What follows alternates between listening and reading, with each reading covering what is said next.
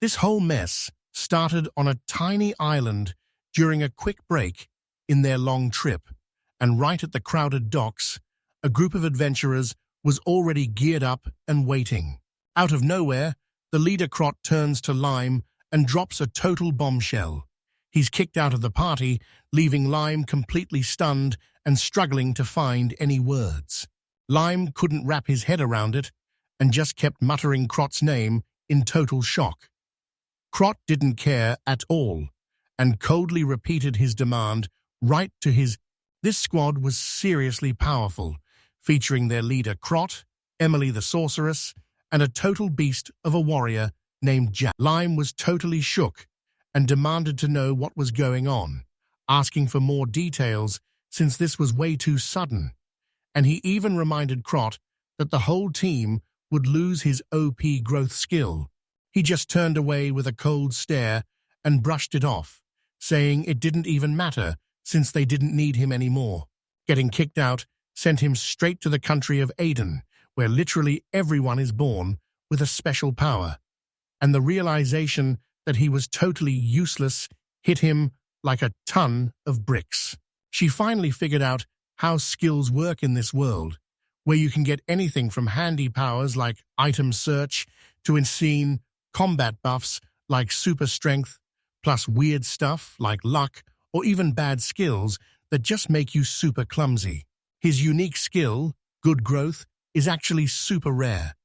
It basically speeds up the growth of everyone standing near him. This lets adventurers level up way faster since they get triple the XP from every. His power even worked on animals and plants, making his livestock and crops grow massive and super healthy. For a normal village boy, a skill like that was a total lifesaver. This crazy ability, he remembered how his skill totally carried Crot and the crew to high levels, but Crod's cold voice snapped him back to reality, admitting he helped, but claiming they were finally strong enough. He kept going, explaining that since they'd already hit their max level and stopped getting stronger, Lime's skills were basically trash, and she was totally useless in a fight. He straight up told Lime that he'd always been a total waste of money. He wasn't just useless, he was actually a burden to the team. Lime was completely stunned, and Emily mocked him as a total leech just riding their coattails. Then Jack barked that a weakling who can't even kill one monster is useless, leaving Lime completely stunned by all the hate. He stood there frozen, sweat dripping down his face, as those cold words hit him like a truck. "Doublish, what did you just say?" he stammered. His mind. Crot was stoked about his team's recent wins, but even though Lime's growth skill was the only reason they leveled up so fast, he still thought the guy was a total parasite who would just hold them back from the harder quests. Crot turned to Lime and told him he was free to go, since the path ahead was way too deadly to be dragging around dead weight. He suggested Lime just head back home or find a new gig, because with a growth skill like his, someone was bound to give him a job. With one last wave, Crot announced they were officially done and headed off with Emily and Jack for their next big adventure, leaving Lime standing there completely speechless. He stood on the docks and watched his old crew sail away until their ship was just a tiny speck on the horizon. He slumped onto a crate, knowing his power was trash for fighting, but Crot's insults still stung as he obsessed over being called a total burden. The realization hit him hard. He was stuck on a random island far from home, mapping out the port, the village, and the city he was in, all tucked between the forest and the mountains. He was totally reeling after getting kicked out of his party with basically zero cash. And now he was stuck on this island in the kingdom of Aiden because he couldn't even afford a ferry ticket to. He's walking down a lonely road, just thinking about how much his life sucks right now. Since the port was a total bust, he's hoping some random farmer might actually give him. He's just walking when a drop of water hits his face, and he looks up totally bummed to see it's actually starting to rain. The light drizzle turns into a total downpour, and soaking wet, he screams in frustration because he's got to find some cover fast. He sighs, feeling like even the weather is out to get him, but then he spots a building through the pouring rain that looks like the perfect place to hide. He walks up to the building and realizes it's a cowshed, and a deep moo from inside proves he's totally right. He steps inside and is totally shocked by how sick the animals look, seeing super skinny cows with patchy fur and gross udders that make the whole place feel super creepy.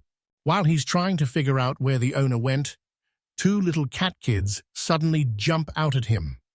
The boy waves a small axe, demanding to know who he is, and Lom skids to a halt, totally stunned to see two little beastfolk kids with cat ears and tails blocking his path and glaring at him with pure rage. A kid waves a massive stick around, yelling at Lime to get lost if he's just hiding from the rain, and even calls him a thief who's there to steal their milk. But Lime just puts his hands up and says he's sorry, insisting he was only looking for a dry spot to wait out the storm. He plops down awkwardly on the straw and admits he's got nowhere else to go, while the kid keeps a close eye on him, totally convinced this guy is about to steal his milk. She turns to him, breaking the silence as she quietly asks, "Are you lost?" He tells her straight up that her friends actually ditched her, and as Lime overhears it, the word "lost" rings in his head while he finally starts to put the pieces together. He nods along, totally feeling what she's saying, but then she looks him right in the eye and asks if he's all alone or if anyone is actually coming to save him. Lime is totally shocked and asks if they're the same, and as the girl realizes he was also ditched, they both admit that the adults just left them all alone. She explains they lived in a huge mansion before being dumped on this island, and Lime realizes that rich people have been treating pretty beastfolk like trophies lately, so these kids were likely just kept as status. He realizes beast people are way stronger than humans, so treating them like regular kids is a total recipe for disaster. They still act exactly like animals, so just like you'd walk a dog, these cat kids actually need stuff like scratching posts. Lime realizes these rich snobs just throw people away when they're too much trouble, and he sees his own painful past in the children's story. He looks at them and realizes they're only 5 or 6 years old, just little kids who are totally gonna starve if he leaves them behind. The girl says her name is Millie and the guy is Rio, but when they ask for his name, he straight up tells them he's lying. He flashes a smile and says he's glad to meet Rio and Millie, even though he's got his own problems to deal with. He drops to one knee and tells them that he points to a massive pile of hay he set up in the shelter, explaining that a bunch of straw actually makes a super warm bed, and then drops the bomb that it's for all of them. Rio and Millie are totally stunned, and while Millie stammers out a thank you, Rio starts thinking this guy might actually be okay after all, as they both shout out in shock, asking if the bed is really for them too. After sorting out where everyone's sleeping, he crashes on a pile of hay while the rain pours outside, and even though he's never slept like this before, the smell feels weirdly familiar as he passes out, thinking his exhaustion is about to trigger some seriously wild dreams. Lime gets a rude awakening when a tiny fist smacks him right in the face, making him wince and wake up totally confused about what's going on. He finally clears his head and sits up, only to find Rio and Millie fast asleep right next to him with their hands almost touching, so he softly whispers their names with a look of pure. He sighs with a tiny smile, realizing he's totally stuck, so he just flops back down between them and enjoys the warmth as they crowd in close. Suddenly, two kids bolt awake with tons of energy, shouting about how soft and amazing the bed feels as their voices fill the room. Lon's just chilling in their comfy new spot with his eyes shut, thinking about how wild his day turned out. But then a massive problem hits him. How is he actually going to feed everyone? In another room, a digital alarm starts screaming in the dark, and the glowing screen shows it's only 3:50 a.m. A sharp noise blasts this dark-haired elf kid right out of his sleep. He sits straight up, totally freaking out when he checks the time. It's time to milk the cows, and he bursts into the barn, totally stressed and clutching his head. But as he tries to say a quick hello, a grumpy old man is already there to call him out for being late. The guy points toward the stalls, warning him to stop shouting before he freaks out the cows. The guy bows to apologize, gets his act together, and introduces himself as Fujisawa Lime, the farm's heir, who's totally ready to get to work. While he gets ready, he thinks about the Fujisawa farm his family has owned for ages, and how he's studying hard so he can run the whole show one day. He admits running the farm is getting way more complicated, so they're switching things up with tours and public events to keep it all going. They've even got a cafe selling their own butter, cheese, and ice cream, but since he's just an intern, he's stuck taking care of the cows and helping out at the shop for now. He knows he's going to run this whole place one day, and as he milks a cow like a total pro, the foreman watches with a nod, seeing that the young heir is already crushing his training. His training kicks off with a super important step that most people totally ignore. The farm boss explains there's a specific routine you have to follow before you can even think about milking. This is the boss explains that cleaning up isn't just for hygiene, it's actually to check the cow for infections, like mastitis. And as he demonstrates how to wipe the udder and prep the bucket, Lime realizes there's way more to this job than he ever expected. The foreman explains that a gentle touch releases oxytocin, a happy hormone that makes the milk flow way easier. And as Lime starts practicing, the cow keeps moving while the boss adds that over at Fujisawa Farm, a worker finishes checking on a cow, and since she's looking healthy, he starts hooking up the milking machine while telling her she's next in line. The foreman walks up and calls Lime a total klutz, even though he's usually a pro with the cows. He asks why Lime is late again, and Lime just admits he's not a morning person. The boss isn't impressed at all, and tells him to get moving on, cleaning the barn and feeding the animals.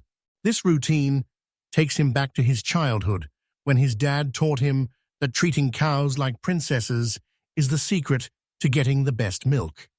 He remembers the 3 big rules: keep the milking comfy, In a simple room nearby, a guy named Lime wakes up and stretches, feeling proud of his hard work, as the clock hits 9:56. He thinks about setting an alarm. Suddenly, his eyes fly open as he finally figures it all out. Joel bolts upright, totally freaking out because he knows it's officially milking time. He wakes up to his alarm, feeling totally lost as he looks around. At first, he thinks he's just in his normal bed, but then he realizes he's wrapped in a cow print. He bolts upright, asking what the heck happened, just as Millie wakes up next to him with a super sleepy good morning. She says sorry for waking him up, since it's such a nice day out, and he looks over to see Millie and her brother Rio still totally knocked out in the hay right next to him. As he heads outside with Millie, he suddenly remembers everything from yesterday and wonders how Charu is holding up. He looks out at the massive field in front of them and notices that even though it's huge, the whole place is totally overgrown. He drops down to check the grass and realizes it's actually pretty good. So with a little effort, he could totally turn this whole place into a massive field for his animals. Out of nowhere, he gets this super realistic flash of a guy in different clothes tending to a cow, and it totally trips him out because he knows all these farming secrets despite never working a day in. Millie snaps him out of it and asks if there's a boss running the farm, but he admits He's got no clue as that weird feeling sticks around, making him wonder if... He asks the cat girl what they've been eating, and she tells him they just drink milk to survive.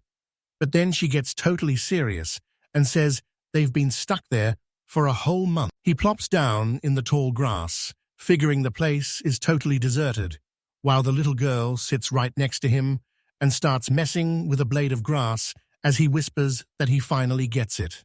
He starts obsessing over all that weird info stuck in his head, wondering why he suddenly knows exactly how to handle cows. Is it a past life memory or something even crazier? Then a new idea hits him, and his face gets super serious because he realizes this might finally be his big break. Lime looks back at his past, remembering all the trash his old teammates talked about him. They used his skills until they didn't need him anymore, and then just dumped him. He finally makes up his mind, stands tall, and shouts that it's time to get started. Millie the cat girl is super confused and asks what's going on. So he tells the kids it's a total shame the cows are stuck in such a gross place, but if they scrub it clean, the milk is gonna be amazing. Millie's ears literally twitch the second she hears about the milk, and Lime asks them to jump in so they can finish this job ASAP. Rio and Millie are super hyped and shout that they're totally in, so a happy Lime tells them to start by grabbing all that old straw and hauling it outside. They start working with a crazy amount of energy, and Lime is blown away by how much tougher they are than human kids as they both shout that they're doing it all for the milk. Working together really pays off, and the cowshed is finally looking way cleaner.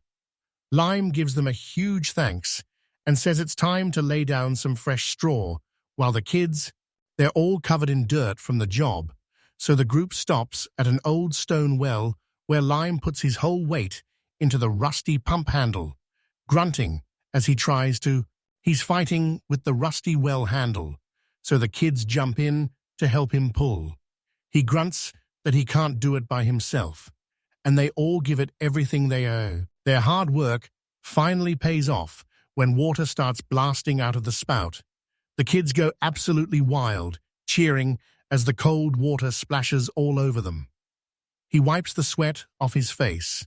Now that the water's fixed, he spots a beat-up house nearby and decides that since they can't crash with the cows, this place is their new home, even if the inside is a total wreck. He steps inside and immediately starts choking on a massive cloud of dust. Looking at all the trash and gross junk everywhere, he can barely even breathe. So he decides they have no choice but to give the place a total deep clean. He jumps right into a new job, telling the kids to fling the windows open and let the fresh air kick all that dust out. While they get to work, he keeps calling the shots, telling them to dump all the trash and scrub the floors with a brush. The kids dive right into scrubbing the wooden floors, and the girl is so pumped she promises they'll wipe everything down until the whole place is sparkling clean. They all step back to see the awesome job they just did. That gross kitchen was totally transformed, with shiny dishes and furniture that looked brand new. The kids just stood there with their jaws dropped, looking at their amazing new home. Everyone starts celebrating like crazy. Rio and Millie throw their hands up hyped that they finally have an awesome home. Millie says they can finally get some real sleep while looking at how happy everyone is. The hype died down fast as the kids realized they were in big trouble. Rio asked what the plan was, but Millie dropped a truth bomb. They had zero food left. They hadn't eaten since. He saw how stressed they looked and promised that since they were all living together now, they'd figure it out, while the kids just stared back, half hoping he was right, but still feeling pretty nervous. Once they're inside their new place, Lime tells the Beast Kids, Rio and Millie, that they're on their own now and have to handle everything themselves, including finding their own food. He offers to teach them with a friendly smile. And even though the kids look pretty nervous, Lime promises Rio that they totally have what it takes to handle things on their own. While they're getting ready, Rio's super nose catches a scent from a crate, and he finds jars of salt and pepper inside. Lime is seriously impressed by his beastman senses and says they should head out to find some actual food. The three of them step outside to see this massive farm stretching out forever, and Lime is totally sure they'll find some good herbs and mushrooms in a place this big. Neil kicks off their first lesson in a field, teaching them how to tell safe plants from the poisonous ones, and he tells them to pay close attention just in case something happens to him. He points out some dandelions, parsley, and wormwood, telling Rio to look closely and memorize them because they're all totally safe. The kid suddenly shouts with joy, holding up 2 massive spotted mushrooms and asking if they can eat them. But Lime gets totally serious and warns Rio that he's run into dangerous monsters that look exactly like those. Lime brushes off the warning and turns to Millie, holding up a mushroom to teach her that the bright, flashy ones are usually deadly, while the boring ones are actually safe to eat. Just as he finishes talking, a voice suddenly shouts from the tall grass. It's Rio asking where they are, but Lyman and Millie can't see him at all, as his voice... Millie can't see a thing over the tall grass, so Lime scoops her up, and while she's hyped about the view, he apologizes for getting totally sidetracked. He hoists her onto his shoulders, and she's totally hyped about being so high up. She spots Rio pouting nearby and invites him to join in, but he just acts all moody and says he's not interested. Suddenly, she spots a tree covered in tiny red fruit and asks what they are, making Lime feel a bit guilty when he notices that even Rio looks pretty interested. He points out the cherries and says they're amazing for jam or pies, making Millie so hyped that she shouts she's gonna pick one. Millie flies up that tree in a total blur, leaving Lime completely shocked at how she's basically a human cat. And once she's at the top, she holds up a fresh cherry to show off her pro-climbing skills. Millie's soaring through the air, stuffing her face with fresh berries and loving every second, while Lime stands below with the basket, thanking her for the help but then screaming for her to stop eating everything. Lime looks over their massive haul and is totally stoked they found so many herbs, mushrooms, and cherries, so he gives the kids a huge shout-out for doing an awesome job. He starts prepping a spot to cook, and shows the kids how to use straw and leaves to get the fire going. Then they all grab some rocks to build a simple fireplace together. As the fire blazes, Rio is totally hyped, but when Lime says she could have just used magic, Emily snaps that her powers aren't for show, though she does admit he's the reason she's finally learned how to cook a decent meal. Once the fire is steady and the water's boiling, Lon says it's go time, and Rio and Millie start tossing in salt, pepper, and all kinds of spices. A little while later, he calls out that the herb and mushroom soup is finally ready, and the whole place smells amazing as he dishes it out. He stops Rio from grabbing a burning hot bowl, telling him to wait a sec, and then tells everyone to dig in. The kids take one bite and their eyes go wide, totally shocked that basic herbs could taste this good, while Emily and the other adventurer try some and look just as blown away. Millie the cat girl was totally losing it over how good the food was. So Lime explained that salty meals hit different when you're exhausted, especially with his secret mushroom broth, and he even mentioned he used to be the cook for his old squad. He watched her totally demolish the soup, and she loved it so much she said she could eat the whole pot. Lime got a serious look on his face, realizing kids their age need way more than just... He stared out at the nearby fishing port and started planning his next move, figuring he'd catch some fresh seafood to keep everyone fed and eventually trade his milk for the local farmers' veggies and flowers. He finally cooked up a plan, and his face went totally serious as he saw it actually working. Suddenly, The peace is totally shattered when Rio points and yells that a cow is charging. But while Millie wonders who it is, they spot a tiny cat creature zooming through the tall grass. Lon's shock turned into pure panic when he saw the beast charging straight at them, and he screamed at the kids to run for their lives as the monster closed the gap. He dove right in front of the kids to shield them with his own body. He quickly sized up the situation to see what they were dealing with. It was just a scrawny little. He slammed right into the charging calf and braced himself for the massive hit. But the impact rattled his whole body as he realized just how crazy strong this young animal actually was.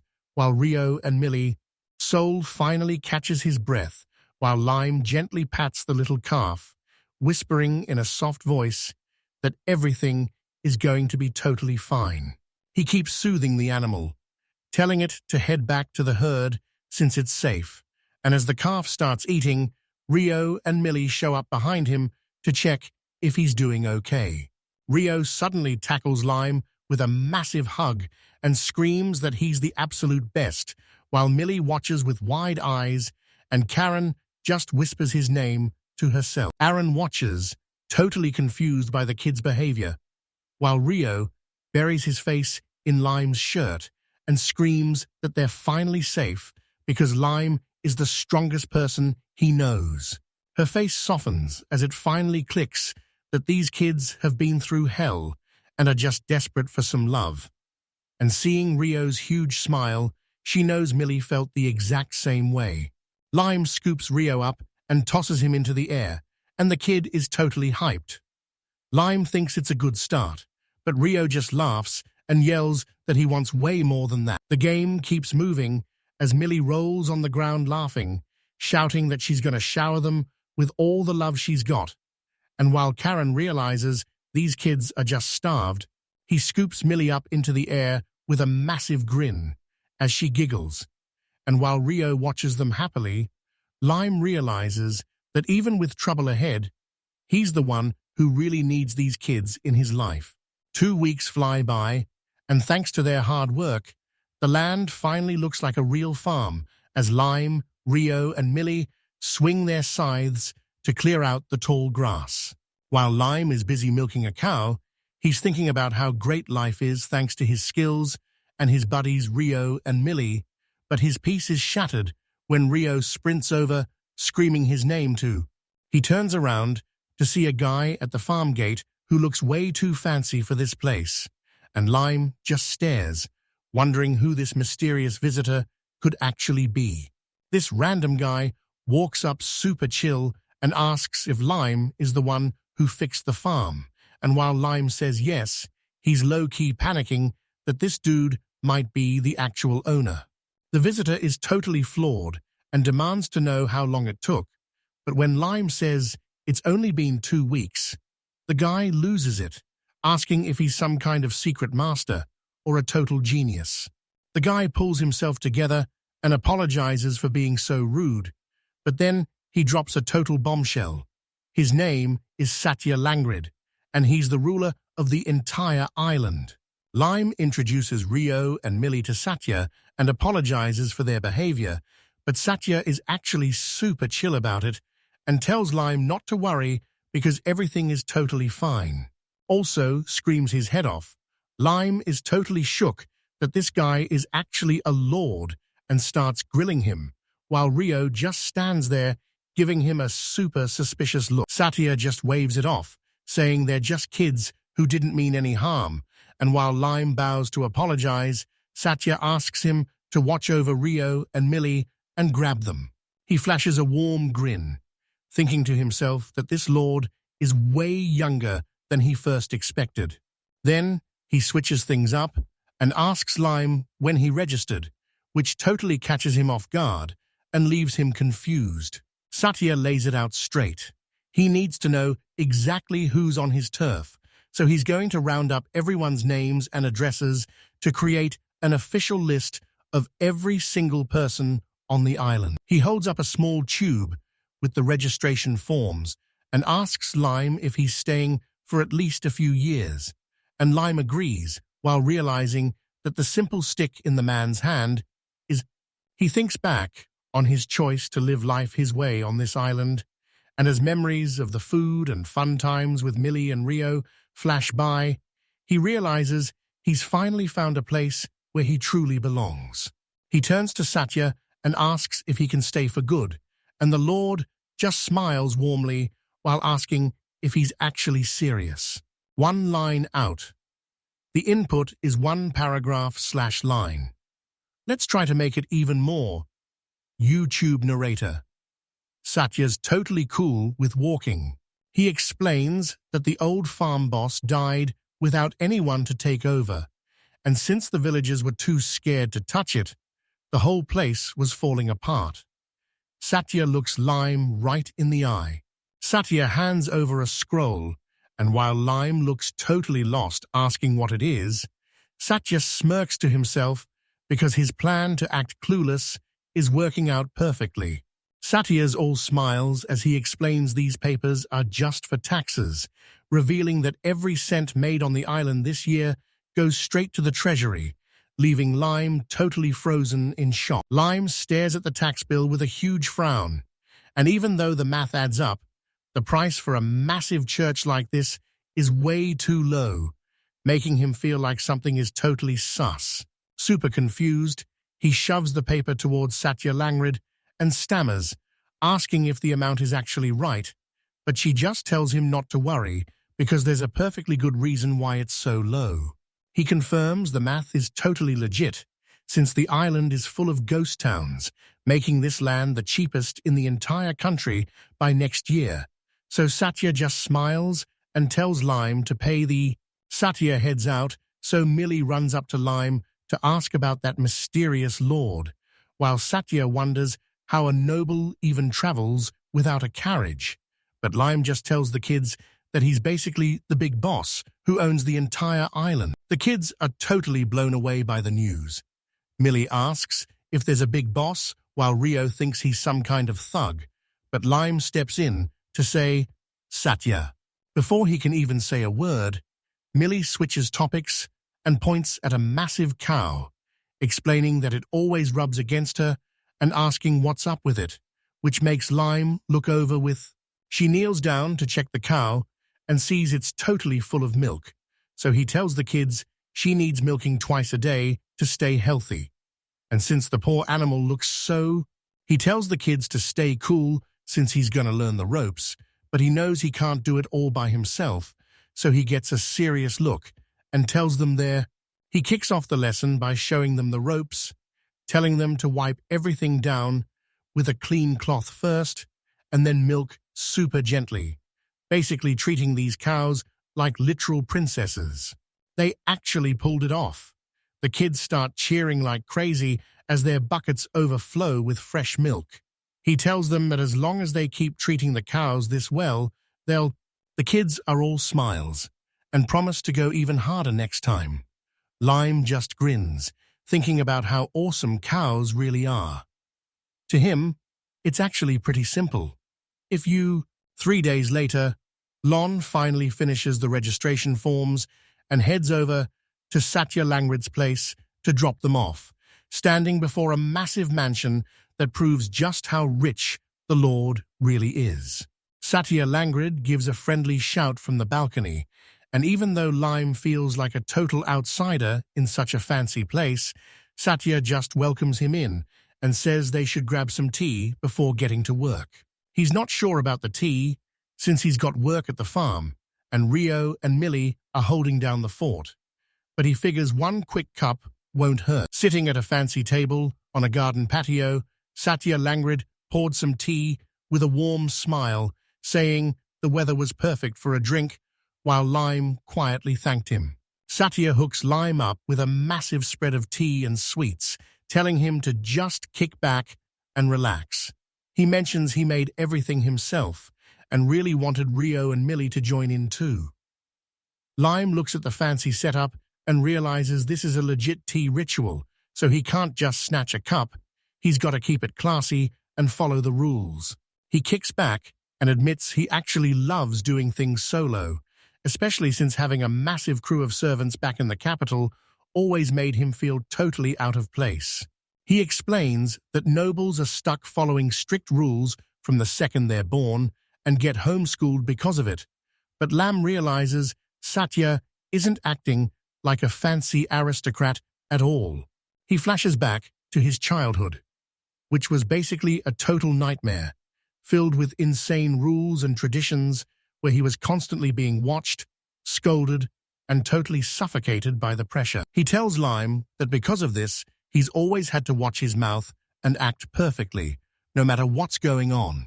He couldn't say what he really thought or do what he wanted, always trying to stay invisible and wondering why he even existed, which honestly felt just like being a slave.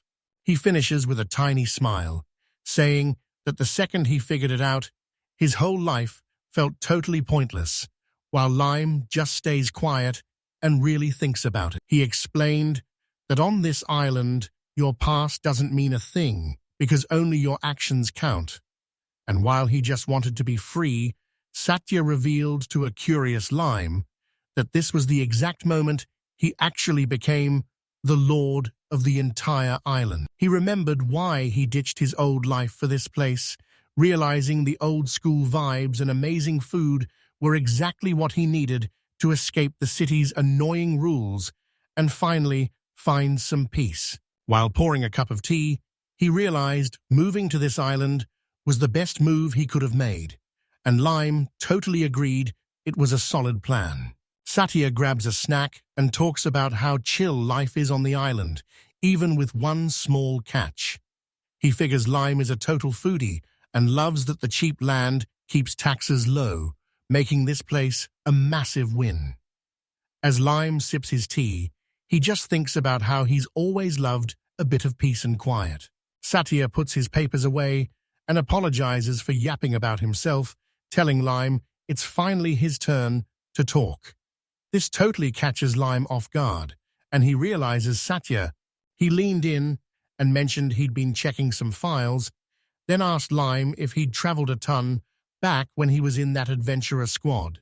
Lime didn't even answer and just went quiet, dodging the question by asking what he should call the Lord, which left Satya super confused since he thought he already told him. But Lime starts tripping over his words trying to be polite, but Satya shuts him down, saying titles don't matter on this island and he should just call him Sati. He takes a sip and casually mentions he was exiled, which makes Satya totally lose it and scream in disbelief while Lime just stares, completely shocked by the sudden outburst. He quickly says sorry for snapping and says he was just caught off guard, but then Satya leans in to ask if he really got kicked out with zero cash. Satya mentions he saw. Satya stares at the paper in Lime's hands in total shock, asking if he's really been kicked out, and Lime just quietly tells him it's the truth. This big choice proves Lime's growth skill is actually broken, but he can't stop thinking about how his old squad claimed they were already strong enough without him. Satya realizes Lime has no clue how his powers actually work and explains that his old team ditched him because they hit max level, leaving Lime totally confused about whether skills even matter once you're at the... Satya realizes Lime is totally clueless, so he stands up and tells him to come to the library, which completely catches Lime by surprise. He leads Lime into a massive library, and Lime is totally blown away by the mountain of books that looks exactly like something a rich noble would own. But Satya says this is actually just the leftovers from when they moved. He pulls a massive book off the shelf and shows it to Lime, explaining it's the newest guide that lists every single skill in the entire country. They plop down on the floor and crack open the massive book, as Satya explains they need to find a way to grow stronger, and Lama is totally ready to start digging for answers. He checks the National Skill Guide and finds out good growth actually triples the growth speed of anyone standing in his range. It finally clicks that his skill makes everyone around him level up like crazy, even the monsters, and he's totally shocked because he had no idea it was this broken. As Lime stared at the page, Satya asked what he noticed and pointed out how Crot and the crew had gotten insanely strong over the last 2 years, making Lime remember their confident faces. Satya pointed out a scary new detail. If anyone leaves the area, their growth rate gets hit with a massive debuff 3 times worse than normal. Lime spotted the word debuff and asked what it meant, so Satya broke it down. If they leave his side, the boost disappears and their stats actually start tanking. The truth finally hit him, and his eyes went wide as he realized his old crew was losing their strength and getting crushed in battle, making him stutter out a question about whether they were stuck like this for good. Satya just gave a creepy smile and confirmed the nightmare, explaining that the power-up is only temporary, and you'll lose all your progress after 2 months. Satya kept explaining and asked Lime how long he'd been with the group, and when Lime said 2 years, Satya dropped a bomb. Their powers would probably reset for that exact same amount of... Back at the library, Satya suddenly gets dead serious and asks Lime if he really just said the name Cry, and when he finds out that's actually Lime's party leader, poor Lime gets so caught off guard that he can barely stutter out a yes. He puts a hand on Lime's shoulder with his eyes hidden in shadow, demanding to know if he joined that party exactly 2 years ago, while a terrified Lime can only stammer out his name. Lime starts tripping over his words, but Satya locks onto him with a scary, cold stare and warns him that he better tell the truth, or things are going to get ugly. Satya leans in close with a scary whisper, making it clear he's never letting this go, and Lime is completely frozen because he's never seen Satya look this terrifying before. Lime is totally terrified, thinking about what Satya would do if he caught him lying, so he can barely choke out a whisper to insist he's telling the truth. Just like that, the heavy tension vanishes, and Satya gives Lime a kind smile, telling her he can see she's not lying and that he actually believes her, leaving Lime totally speechless by the sudden shift. Satya just turns and walks away, telling everyone to get back to their tea and thanking Lime for being honest. But Lime is left totally confused, wondering why Satya was so curious and if he's actually seen that face somewhere before. He sat across from Satya Langrid, who was just chilling with his tea and saying Krat's crew were total idiots who deserved exactly what was coming to them. Satya explained that the whole thing was super sketchy, figuring Kraut's party had no clue how Lime's power actually worked when they kicked him out, and honestly, I totally agreed. Satya leans in with a sharp look, demanding to know why Lime didn't just train or fight to get stronger like everyone else, but Lime can only whisper that he was never a real warrior. Satya was dying to know more, so he asked if Lime ever did any non-fighting jobs like modeling. And while Lime admitted he got plenty of offers, Crot always blocked him because his level wasn't high enough yet. Everything finally clicked for Satya, and he realized they were just trying to keep Lime broke and clueless so he could never make it on his own. Satya stared Lime down and told him to think for himself. Why would they want him doing everything alone? Lime was totally lost and couldn't wrap his head around what Satya was actually hinting at. Satya sees Lime is totally lost, so he drops the truth. Those guys are actually terrified he'll level up way faster than them, so they've been holding him back and making him feel useless just to keep themselves on top.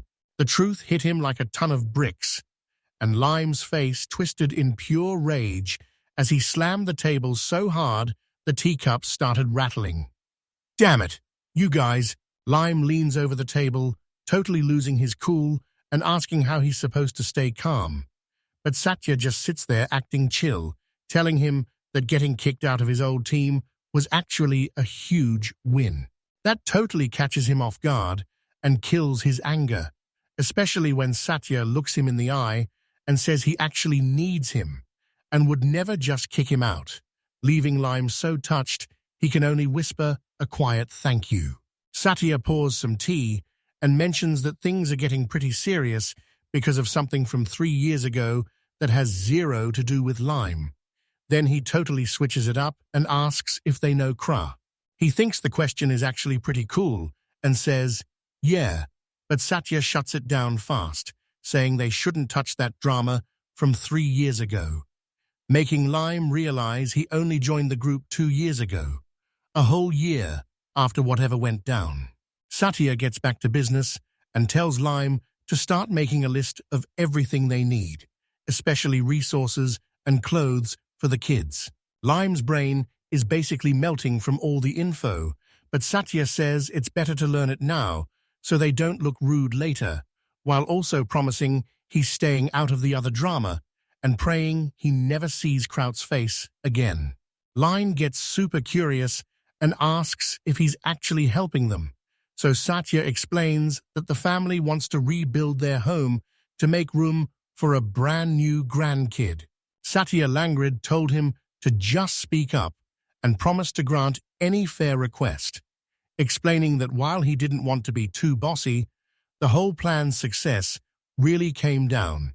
He paused for a second before asking for something totally random, a hammer, and Satya just stared back, repeating the word like she couldn't believe it. He explained the job was actually for the barn, which was so trashed that a light breeze would probably knock it flat, and Satya just nodded along. Satya started thinking hard because he realized that keeping the barn in good shape all came down to how he handled the pastor. The talk ended with a wild offer that left Lime totally shook, asking if he was for real, but Satya just played it cool and said they should just build a brand new cowshed and handle the rest themselves. He was totally shocked by how huge the plan was and warned Satya it would cost a fortune, especially since they'd have to ship in all the workers and materials from the mainland at once to save money. And Satya had to admit he was right. Satya explains that he's not just being a nice guy. This is a business move, because while he was running the pasture, he figured out Lime has a super rare growth skill, and as he tells everyone to get the order ready with a smirk, Lime is left standing there, realizing he's actually a big deal. He was totally confused, saying that even though fast growth is an insane power, most people don't realize how huge it actually is. He couldn't believe Satya trusted him, since he was totally speechless, his eyes going wide as he tried to figure out what was even happening. While Lime was totally confused, Satya just gave him a knowing smile and revealed that his secret power is called the prohibition of lies. While grabbing a bite, Satya reveals his secret power to Lime. He can actually see when people lie. Lime is totally shocked and asks if lying is against the rules, and Satya confirms it, explaining that's how he knew Lime was being honest from the very beginning. He says it's lucky Lime is such an honest guy, remembering how Satya told him his eyes don't lie the first time they met, which is exactly why he trusted him. Satya warns Lime that faking those papers is a serious crime, and he would have kicked him out on the spot, making Lime turn white as a ghost now that he knows he's messing with a real authority figure. Satya chills out and says he's glad he heard Lime's story, but he warns him that his power can only sniff out lies and nothing else. He thinks back to how he ended up on this island and feels glad he finally gets Satya, and while he almost wonders what Crot and his old crew are up to, he just shuts those thoughts down. After they finish talking, Satya hands Lime some candy for the kids as a thank you gift and tells him to keep leveling up his own skills. After hearing about the gift, he heads back to the fields and shouts for Millie and Rio while they're busy taking care of the animals. He hands the bag over and tells the kids it's a gift from Lord Satya, making Millie flip out over the candy while her brother Rio looks suspicious and asks what Lime has been doing. The kids are so hyped, they totally forget to be suspicious and dive straight for the snacks. And even though Rio yells at Lime for being late, he just gives a soft smile and watches how fast they move. The kids bolt into the field with their hands full while he yells for them to wash up and says sorry for the small meal. But Karen just screams for more while she's already busy devouring. He watches them with a warm smile and a bead of sweat, realizing these kids almost never get nice things and wishing he could spoil them like this all the time. Far away from Harumo Island in the mountains, a brutal fight is going down where a bloodied Crot is screaming in pain and clutching his arm against a terrifyingly strong enemy. Emily and Jack are stuck in a rocky wasteland, facing off against a massive dragon standing on two legs that lets out a terrifying roar, making the ground shake with its insane power. Crot screams for Emily and Jack to run, but realizes they're totally cornered, and as they dodge those massive claws, he wonders why fights are getting so much harder, while Emily shouts that, back at the building, the whole squad is totally fed up, and Crot slams his fist on the table, demanding answers, while Emily stands there just as confused. Their anger turns into pure worry as Emily realizes their hits aren't doing a thing. Jack points out they couldn't even scratch the dragon, and Crot is left spiraling because his magic has... He wonders if they've already hit their max level, and even though he hates the thought, he tells everyone they need to check their stats right now. Crot asks for a level meter, so Emily brings out a fancy crystal ball on a stand, like you'd find in any big inn, and Crot says they're just gonna He steps up to the machine, and suddenly dark energy swirls inside the crystal ball until the number 65 pops up, leaving the whole group speechless, while Crot panics and asks if his level is actually dropping. Everyone's jaws hit the floor when they saw his level was only 65. While Emily and Crot stood there frozen in shock, Jack refused to believe what he was seeing. Emily was all over it, shouting that the meter was totally broken and it had to be a mistake. But as they kept arguing, Croc's face turned dead serious.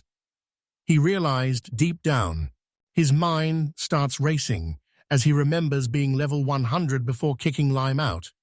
And then a scary thought hits him. Was Lime's good growth skill the only thing boosting their levels? While the shock of the truth finally hit him, the others kept arguing like crazy until Jack mumbled that he still didn't believe it, making Emily snap and ask if he was actually for real. Everyone looked over at Crot, and she looked totally serious. She finally said out loud what everyone was already thinking. Should they actually let Lime back into the group? Crot was completely caught off. Emily kept insisting they were way too weak to beat the dragon or keep doing S-rank quests, but Jack hit her with the cold truth. They had no clue where Lime even was, and there was no way they could ask for his help after they just kicked him to the curb. Everyone looked totally terrified after what he said, and Emily's eyes went wide as she realized something crazy. Had they all just become as bad as him? Her face turned stone cold as Crot started panicking, crying about how he just started living like a king and couldn't go back to his old life. While Jack agreed with her, his sadness quickly turned into a bad feeling that something was wrong. He started blaming Lime, asking if he'd just been waiting for the best time to ditch them when they were on top. Crot is looking super stressed because he knows they're gonna miss their deadline, and then some random guy yells out that he needs to bring someone back to take the blame for this disaster. Somewhere else, Satya Langrid is cooking up a massive lie, admitting that finding their target will be tough, but he's sure that constant pressure and hate will eventually make the guy snap. Trot snaps back to the danger, picturing that terrifying dragon, and realizing it's way too strong for them to ever finish this quest. Now we see this massive, epic wooden house under a bright blue sky while someone off camera yells about what an amazing job they did. It turns out the voice is Satius, who's standing right next to Lime as she holds the blueprints and gives him a proud pat on the head. He grins about his hard work on. Rio and Millie are literally jumping for joy on their massive new bed inside the house. Outside, Lime tells Satya that this place is way better than any mansion because of his help. Satya just plays. He keeps the tour moving, showing Satya a fresh chicken coop, a massive barn, and a new cow pen, while bragging that there's way more stuff they haven't even seen yet. While checking out the new farm, Satya gave Lime a smirk and brought up getting chickens, admitting it was actually his own awesome idea. Lime was totally caught off guard by the random question, but Satya explained that with milk and eggs, they could make tons of amazing food, and Lime was 100% down for that. Satya flashed a big grin and showed everyone the baby chicks he'd already bought. And the moment Millie saw those tiny fluff balls, she totally lost it. She started begging Lime to let her take care of them because they were just too cute, and seeing how hyped she was, he finally said yes. Millie's chicks grew up super fast thanks to her insane growth skill, and now they're laying eggs every single day, so the farm is always fully stocked. The squad is hanging out when Rio suggests making omelets, but Millie is craving pancakes. Lime thinks both sound awesome, and Satya points out that it's already lunchtime. It wasn't just the chickens doing great. The cows were blowing up too, making way more milk than before. They've already started selling to Satya and have a huge order ready for next. Down at the market, a lady told Lime that business was absolutely booming, and since everyone loved their stuff, they finally had the cash to buy tons of veggies, flour, and even more animals for the farm. He was just standing outside the farmhouse, totally lost in his own head. Omelets and pancakes. Man, it had been so long since he'd tasted real food. But suddenly, this guy in fancy clothes comes charging at him, looking totally desperate, screaming that he needs to buy every single drop of that famous Haruno Island milk for his boss, and honestly, he looks like he's completely lost his mind. Out in the pasture, a blonde girl with her hair tied back marches up to Lime and shouts that she's buying every drop of his famous milk, but Lime has to tell her to pipe down so she doesn't freak out the cow standing right there. She gets totally triggered and shouts that she can't wait, but Lime just chills and explains the milk won't be ready to sell until it's cleaned this afternoon. All while a fancy guy, she doesn't even listen and screams that she'll pay whatever it takes. Then she totally loses it and tries to snatch the basket right out of Lime's hands. But he gets a serious. They start wrestling over the basket as she screams at him to let go because her master needs that milk. But Lime won't budge and asks what she's even doing while she snaps. The noise totally freaks out Shiro the cow, and while Lime tries to calm her down, a woman loses her balance and Lime's hand gets painfully scraped in the chaos. Shiro is starting to lose it, making the cat kids Rio and Millie absolutely freak out. They're begging Lime to save them, convinced this cow is about to take them all. Lime cracks a smile and wonders if the princess is getting tilted, then turns to the terrified cat kids clinging to his legs and tells them to keep it down so they don't upset the cows. He tells his cow to stay calm because everything's totally fine, while the stewardess, who's literally soaked in milk on the floor, mumbles that she'll handle this mess herself. The cow is still totally freaked out and won't stop mooing, so Lime and the worried cat kids just wave her off, telling her to head back to the barn and forget the whole thing. He wipes the sweat from his forehead and sighs, thinking the whole thing is finally over. But the kids notice that creepy guy hasn't left yet, and they point him out to Lon. Satya Langrid walks over to check on everyone, but the stewardess jumps up totally livid and demands an explanation, while Lime just hands her the rest of the milk and reminds her there'd be way more if she hadn't spilled it herself. She finally snaps, screaming her head off with tears in her eyes because she traveled all the way from the capital just for that milk. She completely snaps and bolts away, crying, leaving the kids standing there totally clueless.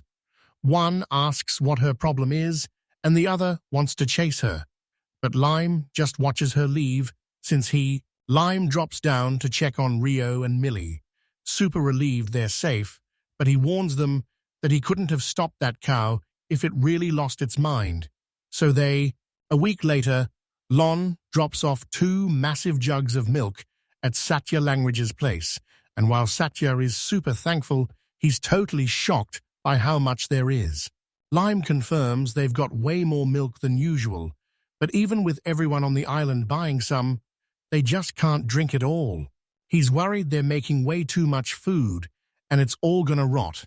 Rich nobles have fancy ice rooms to keep stuff fresh, but regular people just leave their food. Suddenly, he gets a wild idea and asks Satya if he can borrow an ice chamber and some sugar. He says he's going to turn that extra milk into something super tasty, and Satya is totally down, even letting him use his ice room and all his food supplies. Lime thanks Satya and promises to pay him back, but Satya just wants a taste of whatever he cooks up, so he leads him straight to the storage and ice room in the back. With the sugar and the ice room all set, he gets right to work, while a pot of liquid bubbles away on the stove. He carefully stirs the pot, making sure the whole mix doesn't burn while it cooks. Once the milk gets thick and turns light brown, he pours it onto a tray and rushes it over to the ice chamber for the next step. A little while later, Lime shows off the finished treat to Satya Langrid, who's super curious about what he just made. Lime explains that it's fresh caramel you can slice and eat once it cools down, and when a shocked Satya asks if he invented it himself, he tells her it's his own original recipe. He admits he actually made this stuff in his past life, and while Satya is still processing that shocker, Lime tells him it's time to get back to the farm. Satya stops him right there with a plan brewing, asking Lime if he could cook up something besides just candy, if he had all the ingredients he needed, which totally catches Lime off guard. He's totally tripping over his words, but Satya doesn't stop and brings up that famous buttery cream pie everyone's obsessed with on the mainland.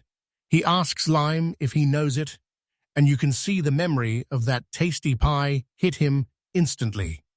Seeing that look on his face, Satya whips out a pen and paper and tells him to start talking immediately. He describes this round, cream-filled snack he's hunting for, but as he draws a quick sketch of it, Lime's eyes go wide in total shock. A memory hits her. He grabbed the drawing from Satya and realized that even though he could try to bake it, it was going to be a total nightmare. But then he suddenly recognized the meritazzo, a famous dessert from his old world that he couldn't believe actually existed here too. Satya Langrid suggests they hit up Tommy, the island's legendary baker, but Lime's worried about wasting the guy's time on a personal whim. Satya gets dead serious, explaining that after all the cash and effort he spent to make things right, all he wanted was one single pastry, and his vibe is so intense that Lime can't. Satya gives Lime a real thank you and admits the pastry brings back some deep memories, leaving Lime totally shocked to see him being so open. Satya flashes back to being a kid with his mum, who was super sweet but also really strict, and he remembers this pastry was the last thing they ever ate together. Back in the present, Satya tells him to give it his all while still processing the huge favor, and after Lime quietly agrees, Satya says he's definitely got to try that caramel too. A vision of a giant mansion hits him, and even though Satya knows he used blackmail to get his way, he realizes the whole situation is way deeper than that. Lime's in the kitchen rocking an apron, deciding that since this pastry is so special to Satya, he's just got to try making it himself. He sets out the flour. He starts cooking and tells the curious cat kids that the oil goes in right as the dough is mixed. But when Rio and Millie hear Lord Satya wants the treat, they get super hyped and ask for. They keep bugging him about what he's cooking and if it's gonna taste good, but Lime just looks away and admits he's not sure if it'll even work, even though he's making some top-tier caramel for them. Once the dough is rested and rolled into little balls, he says it's time to see Tommy and heads straight over to the local bakery.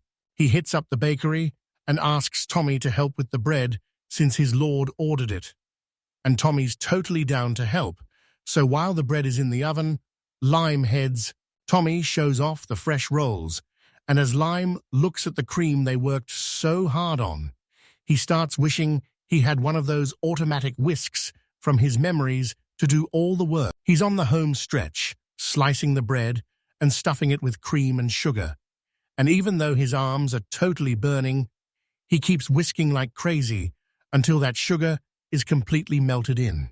They finally show Satya the finished pastry, and his eyes go wide with total shock as he stares at it, whispering, "Did it actually work?" He's so hyped, he calls Lime a total genius, making Lime blush as he admits that while he's glad he liked it, that dessert took way too much work to make all the time.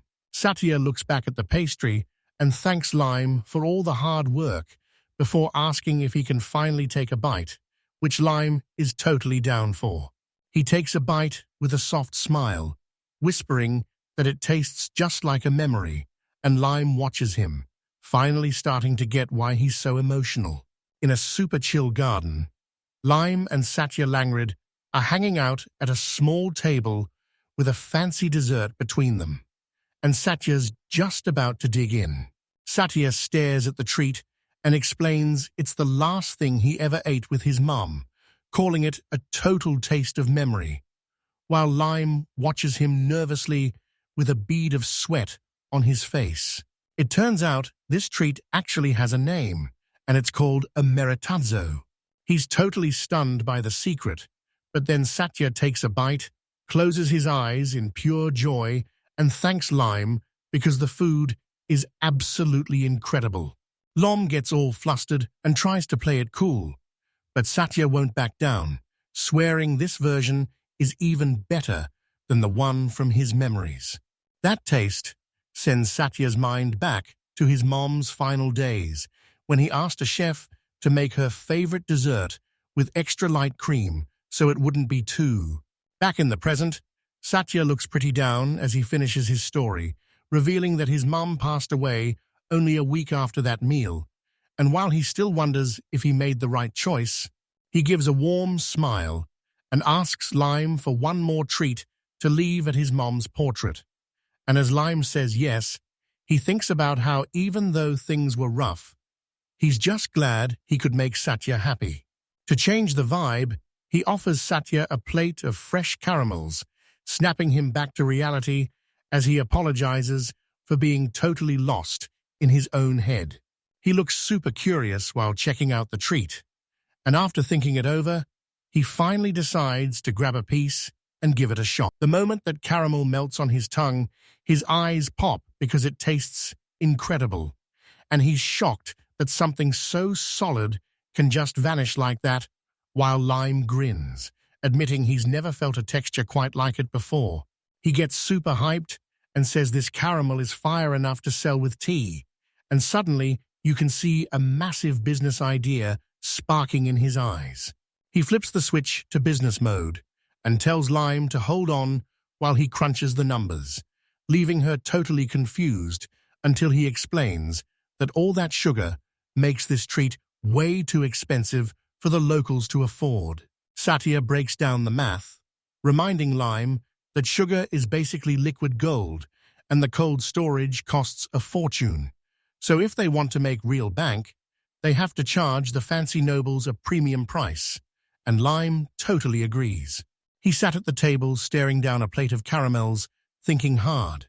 This whole thing started just as a way to use up some extra milk. But now, it was turning into a massive. Lime hits up Satya with a huge business deal to sell caramel to the mainland nobles, realizing that since Satya is a noble himself, he's the perfect guy for the job, which he's dying to head to the mainland to trade, but he's too worried about leaving the kids alone, especially since the caramel and Shiro's milk are selling like crazy, and they have to be super careful not to waste a single drop. Satya kicks back in his chair to think it over, agreeing it's a solid plan, and asking for a bit of time to find the right crew for the job, while giving Lime a massive thanks and apologizing for all the drama. Once business is wrapped up, Lime says he's got to get back to the kids, but Satya stops him and insists he tries a special tea blend he just whipped up. She jokingly asks to have a tea party later, and Lon is totally stunned by how bold she's being, thinking it's way too much. Satya thinks it's a total win, so a super nervous Lime invites him over for tea, but then instantly panics that he's being way too pushy.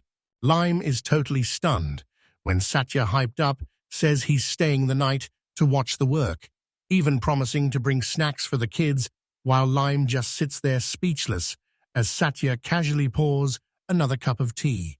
He leads the surprise visitor toward the main farmhouse, a massive 2-story cabin hidden deep in the trees. Inside, Millie and Rio already knew someone was there, whispering Satya's name with super worried looks on their faces. Outside, Lam told the confused kids that Satya was staying the night, and while Satya gave a nervous wave, Rio immediately demanded to know why the boss was crashing at their place. To keep things chill, Lime rolled out a massive cart stacked with fruit and candy as a peace offering. The kids' eyes went totally wide with excitement. They forgot all about being suspicious, and just all their fear totally vanished, and they started cheering for Satya to stay longer, so Lime hyped them up by saying their guest wanted to watch them work before they grabbed some tea. The observation kicks off, and Satya watches Rio absolutely crush it at milking a cow. Then Lime brings out some tea, while Millie totally wins Satya over by introducing him to one of the farm's chickens. When dinner time rolled around, Satya and the kids started digging in, while Lime just sat back with a huge smile, happy to see his new guest fitting in so perfectly. When night hit the massive wooden farmhouse, Satya realized he was actually loving this change of pace. Fast forward about a week, and now there's this massive epic building standing tall under the bright sun. Back at the farm, Satya is totally vibing with a slice of cheesecake and can't stop talking about how good it is, while Lime just smiles and asks if it's really that. Millie stepped up her game from just collecting milk to bake a cheesecake, mixing cream cheese, sugar, eggs, flour, cream, and lemon juice into her latest tasty creation. Rio and Millie are super hyped to bake, so these cat kids follow the recipe perfectly to whip up a cheesecake, crushing biscuits for the crust, and pouring in the filling before getting it all ready for. The cake is another total masterpiece, but Lime realizes they're fresh out of sugar, so Satya says they'll need a delivery before casually dropping the bombshell that the recipe is actually from his past life. Lime realizes he's got a massive problem while stirring his pot because the farm is making way too much milk, and even with all the daily cheese making, they still have a huge surplus. While Satya, he's staring at rows of milk cans, feeling totally stressed because there's way too much for the islanders to drink, and he might have to trash the leftovers. But then Satya suddenly shows up with a massive mountain of corn and happily offers him some. He says there's no way he can eat all that food alone, so since everyone on the island shares, he brings the haul to Lime and tells him to pass it around too. Seeing that insane harvest makes everything click, and he finally realizes his skill is behind it all, while Satya sees him frozen in shock and asks what's wrong. He says this massive harvest is totally normal for his growth skill, and while Lime is too stunned to think about it, Satya jumps in and suggests they feed the corn to the princesses while pointing at a nearby cow. He explains that the princesses need a super-specific diet instead of just random leftovers. Then, with a chill smile, he puts her in charge of the whole thing. Everyone online is realizing this plan is a total disaster, and while Sati sits outside worrying about wasting all that extra milk, a super loud greeting from a new face jump scares him and his friend. This sharp-looking guy named Rodyak Rembrandt shows up at the door. He gives Satya a huge grin and says he finally found some free time to hang out. He notices Rodyak's security is way lighter than normal, and Rodyak admits he rushed over the second he was free, so he's totally wiped from the long trip. As he turns his focus to Lime, asking if he's the farm manager Sadia mentioned, and then drops a total bombshell by offering him a massive 100,000 gold a month to come work for him, leaving Lime completely stunned. He laughs it off as a joke, saying Satya would totally end him for stealing his talent. But then he gets serious, saying someone with skills like that is way too valuable to pass up for their Lime, Satya, and Rodyak come face to face with a blonde steward who looks totally stressed out, and Lime is clearly shocked because he actually recognizes the guy. Rodyak turns to Lime and drops the news that the blonde guy is actually just a servant, leaving Lime totally stunned as Rodyak laughs about how the guy recently caused a huge scene at the farm. He calls out his servant Frank, telling him to get over there and apologize for the mess he made. And Frank immediately drops into a deep bow, shouting out a loud, formal apology. He keeps screaming his head off about how sorry he is and how much he got chewed out, while Lime is totally overwhelmed and tries to tell him to just stop yelling. Frank is still bowing when Satya grabs him, asking why he's making such a scene. She explains her boss wants the island's milk, and she just wanted to be helpful by coming early. Rodyak hands over a little pouch to apologize, but Lime's eyes go wide when he sees 3 gold coins inside, and he starts stuttering that he can't possibly take them. He tries to turn down the cash, but Rodyak forces him to take it, making it clear that when a servant messes up, the master is the one who has to pay. He explains these are just the rules, and when a shocked Lime asks if they're for real, Rodyak confirms it's no joke, while Satya adds that turning down a noble's gift is basically a huge insult, which is why these rich guys are always doing charity work. Lime follows the rules and bows his head, thanking Lord Rembrandt while asking to spend the cash on animal feed and some new gear. Rodyak flashes a big smile and totally agrees, wishing Lime luck with the farm. And as the nobles head out, Satya realizes he was wrong about all rich guys being jerks.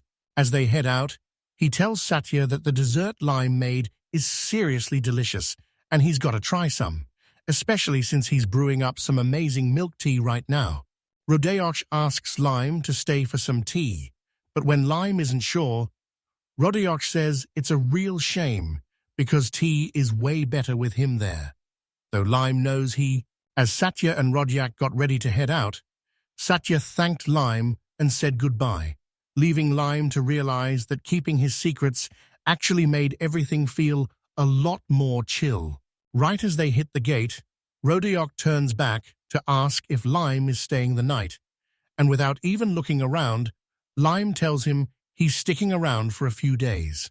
Rodyak is totally hyped and says he's got something to talk about, so Lime turns around and asks what's up. A bit later, Lime heads back to the kitchen where Millie gives him a huge smile while stirring a big bowl, and he makes sure to thank her for all her hard work. Rio suddenly bursts in with 2 huge buckets of fresh milk, and while Lime gives him props, Millie asks if he handled the cows alone again, since they've been making a total racket. He says drinking the milk makes his exhaustion vanish like magic, and Millie totally agrees, saying it makes her hair and skin glow too. The two kids grin and nod, totally agreeing that they always feel super healthy and full of energy. The old man is hyped about how healthy he feels and thinks it's from his trip, but Lime is sure it's the milk, since he's feeling awesome too.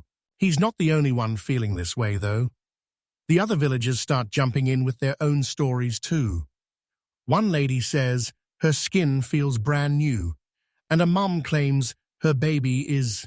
Hearing everyone hype it up, Lime realizes the milk really is top tier, but now he's stuck with the massive problem of how to actually sell it or even drink it all. He stares at the farm building, thinking about how much easier life would be if he could just sell on the mainland. But for now, that's nothing more than a dream. Everything goes quiet for a second while he just stops to think. The next morning, the quiet is totally shattered when a voice yells his name from the main house. It's Lime. He spins around in shock to find Rodyak Rembrandt and Satya Langrid standing right there. But Rodyak just gives him a friendly greeting and says they need to chat. Lime broke down his situation, explaining that while it wasn't a total disaster, he hated seeing all that extra milk go to waste since they just couldn't clean and bottle that much for the local shops fast enough. The noble was totally shocked they'd just toss it, but Lime explained they had way too much to use on the island, and even making other gear wouldn't get rid of the massive pile they had left. He thought about it for a second before a chill smile hit his face, and when he said he was actually relieved, Lime was totally thrown off and had to ask what he even meant. Then the noble finally made his move. He asked Lime if he'd be willing to sell off all the extra stock. He specifically wanted Lime to set up a direct supply route straight to his land. Rodyak Rembrandt is totally hyped and explains he had to see the island for himself before giving the green light, telling a shocked Lime that his milk is so good he drank way too much with his tea and couldn't even finish his dinner soup. It all finally clicks for him, and since Rodyak wants to bring that delicious milk back to his own people, he's here to make a deal. Lime thanks Satya for backing him up, but Satya just shrugs it off, saying he only sent a few letters. Then Rodyak hands Lime a contract and tells him to read every orkits. Satya jumps in and gives Rodyak all the credit, explaining that even though he was busy, Rodyak was the one who actually started the trade talks because their goals just happened to line up perfectly. Lime is totally overwhelmed, so he gives them a deep bow and thanks them for being such a massive help. He rolls out the scroll to check the deal. Rodyak tells him they can always negotiate the price. Satya adds that it's just a draft for now. But then Limes spots a massive number on the page, 520,000. His eyes go wide at the price, and even though he wants to be chill, he knows he'll go broke if he doesn't charge more. So he just stands there, frozen, while his voice shook as he stared at the total, which was triple his usual rate. So he turned to Rodyak Rembrandt and asked if he was for real or if the price was actually too low. Rodyak drops a truth bomb that fresh milk is a massive luxury on the mainland, costing way more than beer or wine.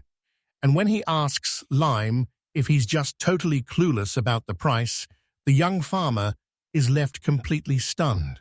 Satya Langrid jumps in to back Rodyak up, telling them not to waste the extra milk and just sell it to them instead, especially since a steady supply is super rare and prices go totally insane when it runs out.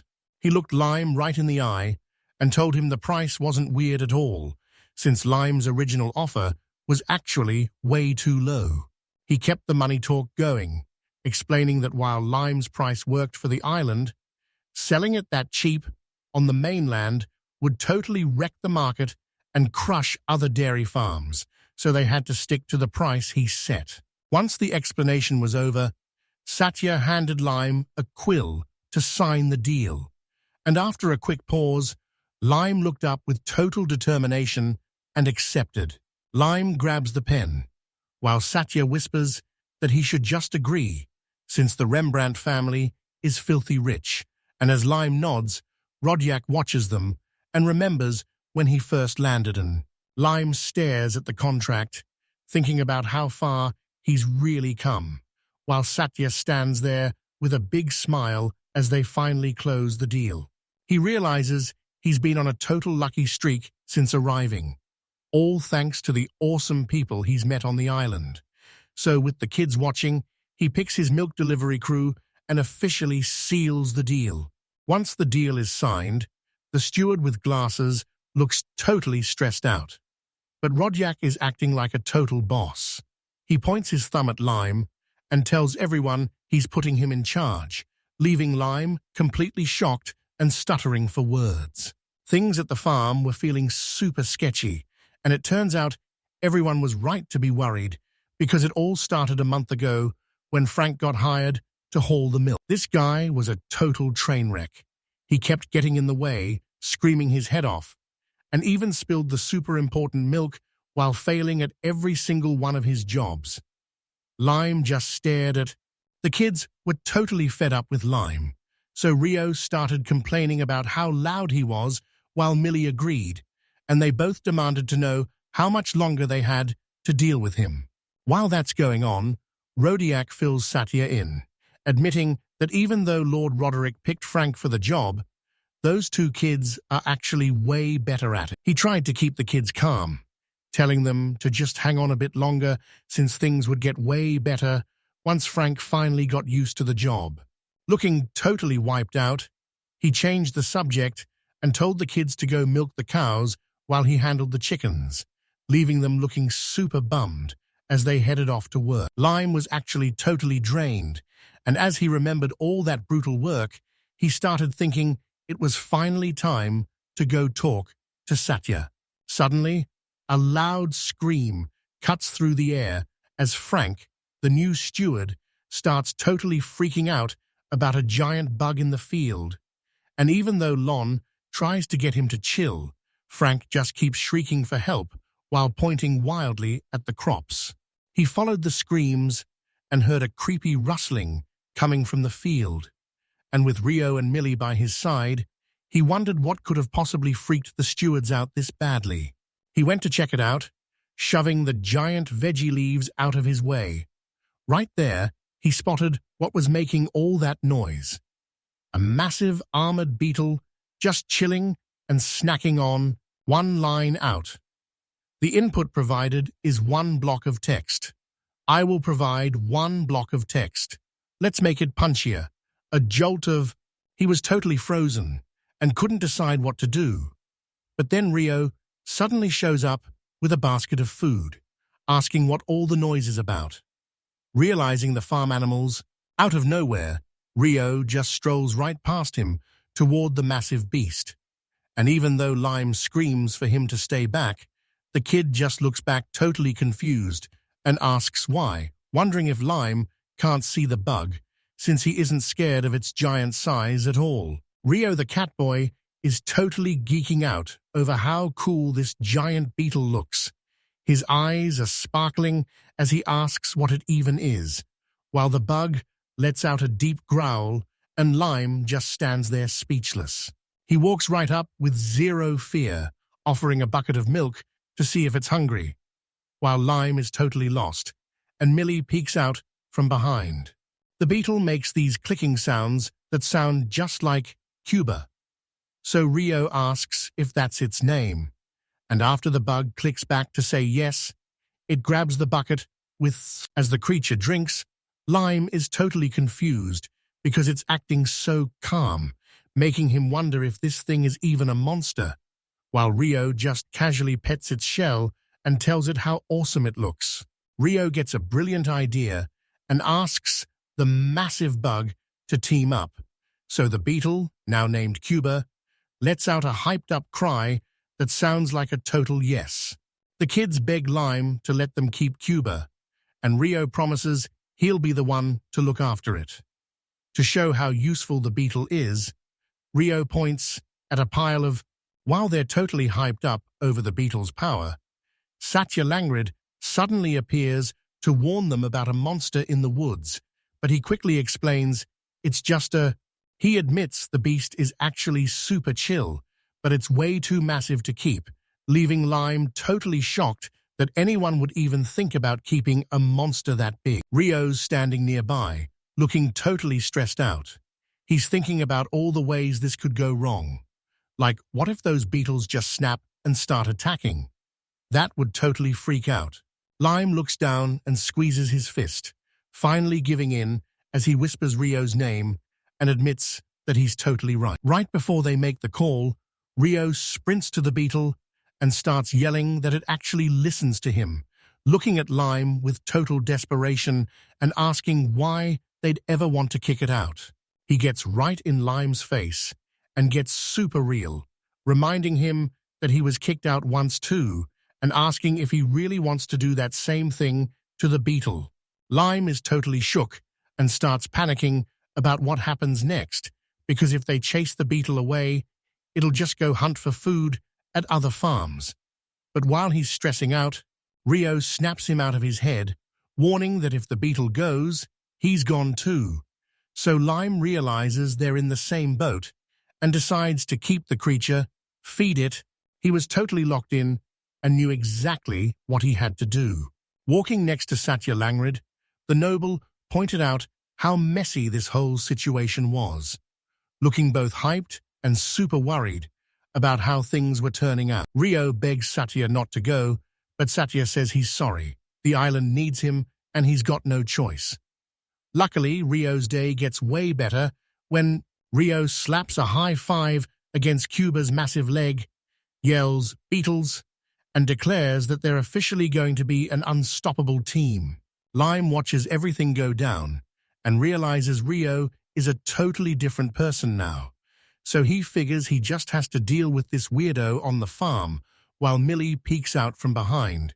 A few days go by, and inside a house nearby, everyone's talking about how this monster is actually a total workhorse, hauling heavy stuff and plowing the fields like a pro. We see Lime and Satya just hanging out over tea. And while Satya says Lime is a total saint, she warns them to stay on guard because the real trouble is coming from someone named Frog. When asked how things are going, Lime gets brutally honest and says everything is a total mess, admitting he can't even work right, so a worried Satya asks him to explain what's actually... Lime looks Satya right in the eye and asks for a massive favor. Can Lord Rodyak take his place? He knows it's a total long shot, but he just had to give. Satya listens to Lime's plea with a knowing look, totally getting that this is exactly how Frank plans to prove himself to Rodyak. Lime was totally lost by that weird answer and asked what he meant, so Satya dropped a huge bombshell. Rodyak actually has a special skill called talent review. Rodyak's power lets him see someone's skills and character instantly, but since that doesn't show if they're actually a good fit for the job, Satya realized there must. I still didn't really get what was going on, and asked what the deal was. So Satya admitted he was lost too, but said he'd hit up Rodyak, even though he wasn't sure if the decision could even be changed. Days pass with nothing new while Lime looks after Shiro the cow, but then Satya shows up and suggests they team up to finally get along with Frank, though a super depressed Lime can only manage a tiny thank you. Later, while he was busy scrubbing, things started looking pretty dark because it was obvious Rodyak wasn't going to help. And since his lie detector skill confirmed the guy was telling the... Over at the main harbor, the place was buzzing as ships constantly pulled in and out of the docks.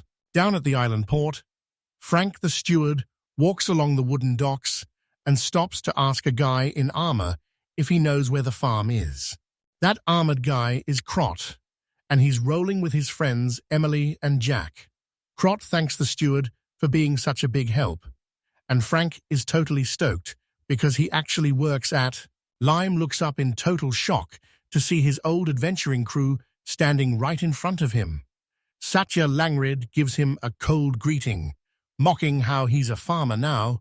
Frank's the one who led them there, telling the silent group he just gave them directions before heading off to deliver milk, feeling super proud of himself for a job well done. While Frank talks, Lime just stares at his old friends in total shock, noticing how skinny and exhausted Jack and Emily look. He can't believe they've changed this much in only 6 months. Satya suddenly snaps at him for being rude and demands to know what he wants, and that's when it hits Lime. This whole mess is definitely a nasty side effect of his. He keeps pressing him, shouting that Lime never actually explained his powers to the team, leaving Lime standing there looking totally clueless. Satya explains that he only found out what that good growth skill really did once he hit the island, and he's absolutely fuming at Lime for tricking him and tanking his power level. Lime's confusion flips into pure rage as he snaps at Satya, asking if he really thinks those lame excuses will work after he cost the whole team a massive win. Satya just stands there in total silence, and Lime is so shocked by the accusation that she can only stutter out a confused, "Wait, what?" He tells them his old squad has gotten pathetic and can't even train their way back to being strong, remembering how they used his powers and called him a parasite before kicking him to the curb, so he demands to know why they're suddenly crawling back. Lon's face goes totally serious. He tells them straight up that this island is his home now, and he's not walking away from his farm. He tells them they better believe it. Satya suddenly acts like he understands, telling Lime to go cool off while calling him a total coward for saying no. He mocks Lime for hiding behind the Lord's power like a shield, and the young farmer is left completely stunned. Satya and his crew head out, but he shouts back that he's waiting for an answer, totally sure that even a dummy like Lime will eventually see the truth. Lime just watches them leave and casually suggests they go for a walk while they wait for dinner to be ready. Lime starts yelling in total frustration during dinner, turning his back on Rio and Millie while telling them they can follow him if they want. But his answer is still a hard no, even as he turns to the worried kids but can't even look them in the eye, first saying it's nothing before admitting something actually went down, though he goes quiet before explaining what. He tells Rio and Millie he's got to head out for a bit, looking totally locked in because he needs to report everything to Satya right now. He heads straight to this massive fancy building and wonders if the guests have already arrived. He finds Satya Langrid inside and gives him the news, but Satya tells Lime to just chill and keep working at the farm, then gets dead serious about how he's never leaving this island. Alam is looking totally lost, but Satya explains they shouldn't kick the visitors out. Instead, they need to stall them so he can thank them properly later on. Lime's confused, so Satya explains he's got major business with the Rembrandts and his own family, asking Lime to stall the visitors for 2 whole days. Lime is totally shocked, but Satya keeps the reason a secret and heads straight to his family while the guests are still traveling. He starts walking away and tells Lime to handle the mess, leaving Lime totally stressed and shouting that there aren't even any places to stay on the island to host these people. He reaches out as the door slams shut, begging Satya to wait, but once it's closed, he just leans against it and whispers that he's counting on him. He steps outside feeling totally torn because he was ready to kick those guys out, but Satya told him to stall instead, leaving him wondering what she's doing with Crot and why he keeps moving, feeling the massive pressure of this mission on his shoulders. He's already totally over these guys, but now he's stuck with them for 2 more whole days. Suddenly, a voice screams, "Cuba!" snapping him out of his head, and he looks up to see Millie the cat girl sprinting toward him looking totally freaked out, demanding to know what he'd. Now we see why she's freaking out, because Crot and his squad are standing over a beaten-up giant beetle, while Rio screams at them for attacking his buddy Cuba. Crot just mocks him. Millie is thrashing around while a hand clamps over her mouth to silence her, and as Rio stares at the adventurers, he can't wrap his head around why they're called heroes when he's thrashing around trying to get away from Lime, while Crot just stares him down with total disgust. Crot admits Rio might be right, but he calls the whole group weak and arrogant. Lime lost it and screamed that he wasn't going anywhere because he had a farm to run.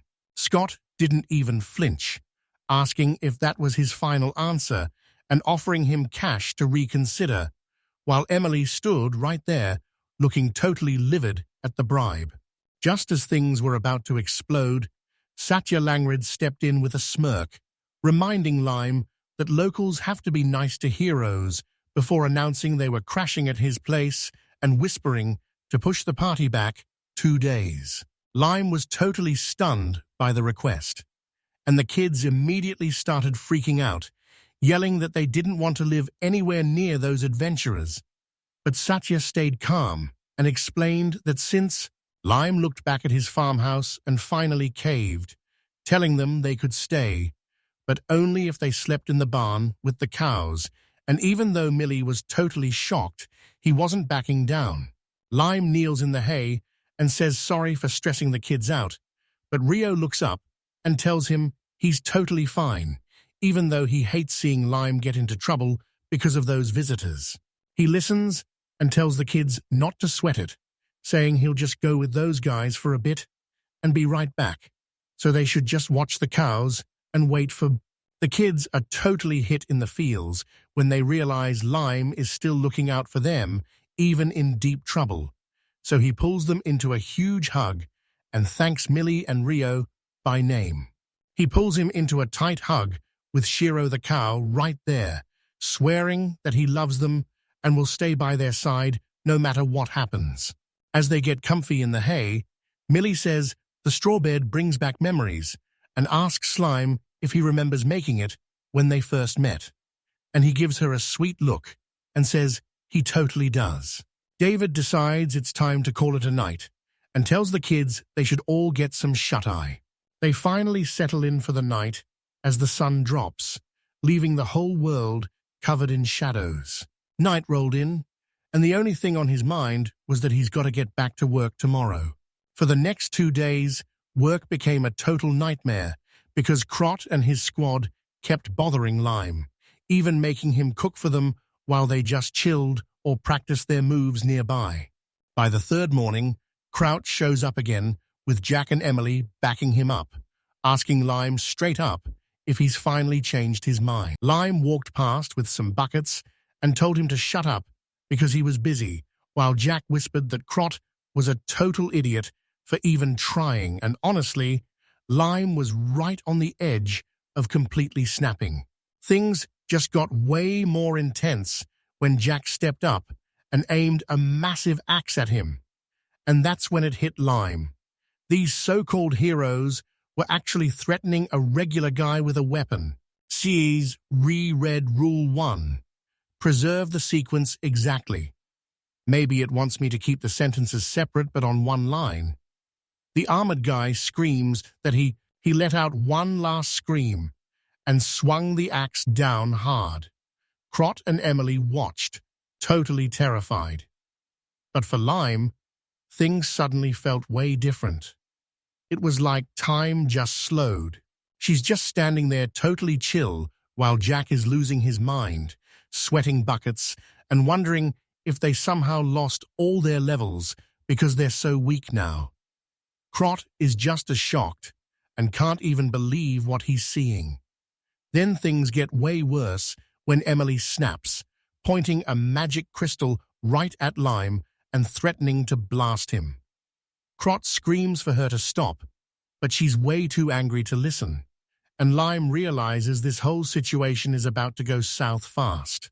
Right in the middle of the standoff, Satya Langrid strolls in and asks what all the noise is about, telling everyone they're being rude and should introduce themselves first, which a guy with long wavy hair steps up behind Crot and the crew, introducing himself as Satya Lengrid, the Lord of the Island, as the title Lime stares and utter shock echoes in his mind.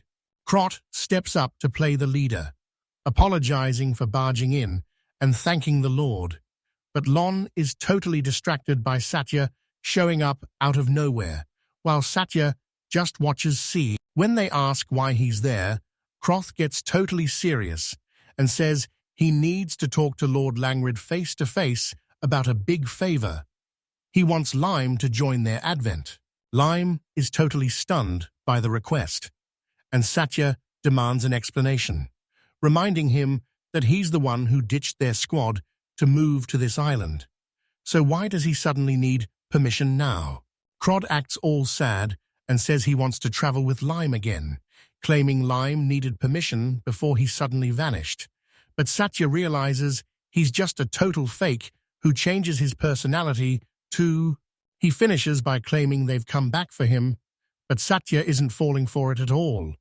He's wondering how Crot can lie with such a straight face. He keeps a straight face, but he's already clocked that Crot is lying through his teeth. And since he knows the real truth, he's 100% sure he can handle this mess on his own. The crowd tried to play it off as a total misunderstanding and said Lime was their friend now, but Satya didn't even flinch, asking how that's possible when Lime literally told him he'd been kicked out. He brushed off all the messy rumors because he didn't care which one was real, knowing exactly who was telling the truth and that this definitely wasn't just a normal expulsion. Satya locked eyes with Lime, trying to see how he really felt about his old crew, and after spotting a look of pure shock he'd seen before, he made a choice. Lime was his property now, and if they wanted him back, it was going to cost them. While they were still processing his demand, Satya didn't let up, warning them that taking Lime against his will was a total crime, and they'd be breaking the law. Crot didn't even blink before saying they'd pay whatever it takes, and that instant yes made Satya smirk, because he knew he totally had them figured out. Crot asked for the exact number, so Satya just smirked, waited a second for drama, and then demanded at least 1 billion gold. The price was so insane, it left everyone speechless, with Crot screaming the number back in total disbelief, while Jack and Emily just stared in shock. Lime was just confused, wondering if Satya was actually serious or if he just named a fake price to get them to go away. Watching the intense standoff, he realized Crot's crew was totally broke, and since their levels had tanked, they couldn't even take on the big S-rank jobs to make more cash. Crot stuttered that they couldn't pay, which just made... Crot is totally lost and asks what they're even talking about, but Satya just chills and reminds him he's actually got plenty to pay with, bringing up that massive pile of... He's standing there with his jaw on the floor, and behind him, Emily and Jack are just as blown away. He snaps back to reality, totally stunned by the accusation, and all he can manage is a confused noise. That accusation triggers a flashback of Lime holding a massive chunk of adamantite, explaining how this super rare crystal is used for powerful weapons or expensive jewelry, and even joking about whether they were planning to steal it. Back in the present, Crot is totally losing it and demands to know what they mean, panicking because he can't believe he's been traveling with people like this. Rodyak stays. He snaps back that it's none of their business since they didn't raid the island. Then he calls out Satya for sticking his nose in, telling him this is Lord Rodyak's territory and he's got no right to mess with another lord's business. Satya just smirks, thinking it's a joke that doing hero work is called a crime, before dropping a total bombshell. Isn't faking a mining permit also illegal? Crot is completely frozen, stuttering like an idiot, while his whole squad watches in dead silence.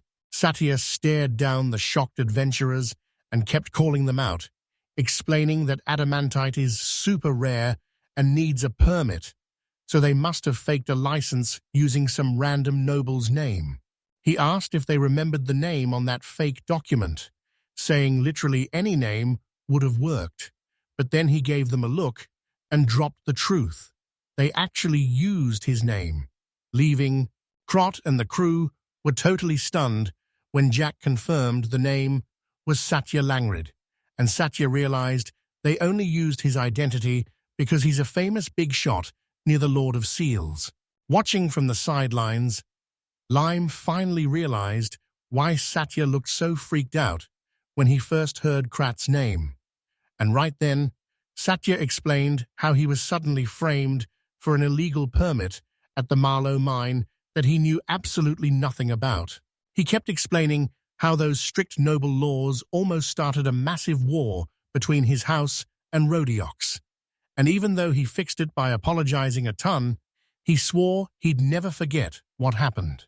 Krat realized he almost dragged Satya into a trial, which would have been totally unforgivable, and then he remembered that Satya and Rodyak were supposed to arrest the bad. Satya looked right at Lime and finished his story, admitting he totally lost track of those adventurers until Lime showed up and forced them out of hiding, which was exactly the big break he needed.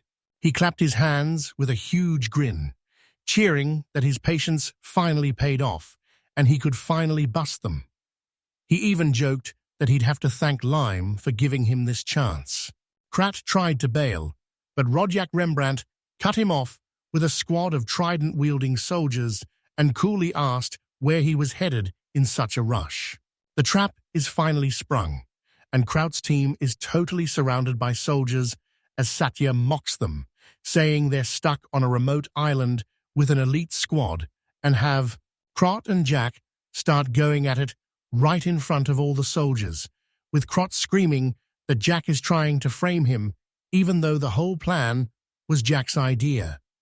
He watches the soldiers drag those disgraced adventurers away, and when Millie asks what's going on, Lime explains they're being sent to a far-off land for messing with Satya until the whole place finally gets quiet. Millie looks up with hope, asking if they're finally done, while Rio asks if Lime gets to stay too. Lime just smiles, says yes, and pulls them both into a massive hug as they cheer about finally getting their normal lives back. While the three head back, Rio and Millie sprint ahead to check on Lime. Sentence 2. When he hits the front door, Lime freezes in total shock he walks into a total disaster zone, tells the kids to check the other rooms since they're probably just as wrecked, and lets out a huge sigh at the massive mess. Suddenly, the door clicks open, and Rodyak Rembrandt and Satya Langrid are standing right there, with Rodyak giving a huge, cheerful shout-out for a job well done, while Lime totally. Once they're settled inside, Rodyak says, "Sorry for all the chaos," and while Lime looks totally lost, Rodyak explains he just needed time to pick the absolute best soldiers for the job, and he asks why they kept him in the dark when he could have helped. But Satya says they couldn't risk Croc's crew escaping, and Rodyak adds that they kept the. Rodyak says the real issue is that Lime is way too soft, so he definitely would have tried to save his old friends from being arrested. But then he drops the bomb that Frank was. He tells Lime she's right to be stunned because Frank has a photographic memory, so he literally never forgets a face, even if he only saw it for a split second. Here's the genius plan. He gave Frank sketches of Crot's crew to memorize, so the second those thieves showed up at the port, Frank recognized them and sounded the alarm immediately. Rodyak just laughs, bragging about how easy it was to snag them once Frank pointed them out. Satya is super relieved to finally be done with those thieves, even if he's. Then things get even crazier when Rodyak drops a total bombshell about his past. He reveals that an actual prince was caught up in a massive fake permit scandal. Lime is totally stunned and can barely. He asks what this has to do with the throne, but Satya cuts in to say he lost something way more important than money. Rodyak explains that the prince took the fall for the scandal and gave. Lime stood there totally paralyzed, and while Satya begged Rodyak to chill out since the guy was clearly dazed, Lime's brain was exploding because he just realized Rodyak saw his friends were totally stressed and suggested a drink to celebrate making it through. Then Satya said he hoped they'd stay buddies forever, which left Lime so choked up he could barely even say yes. The group heads into Lime's house, and you can tell things have been wild because the place is a total wreck. Lime knows he needs to clean up, but he feels like it's way too early to start drinking. Satya looks at the disaster and asks the real question: where did the kids even sleep? Satya thanked him, but said he should have stayed home instead of jumping into the mess. And while Lime claimed he was just following orders, Satya had to remind him that he wanted the group captured.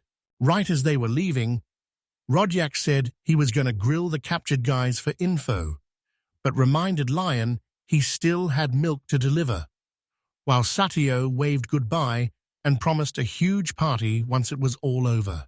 Keep it simple. Lime stood totally still in the empty house, lost in his own head, until that distant moon finally broke the silence. Actually, let's make it.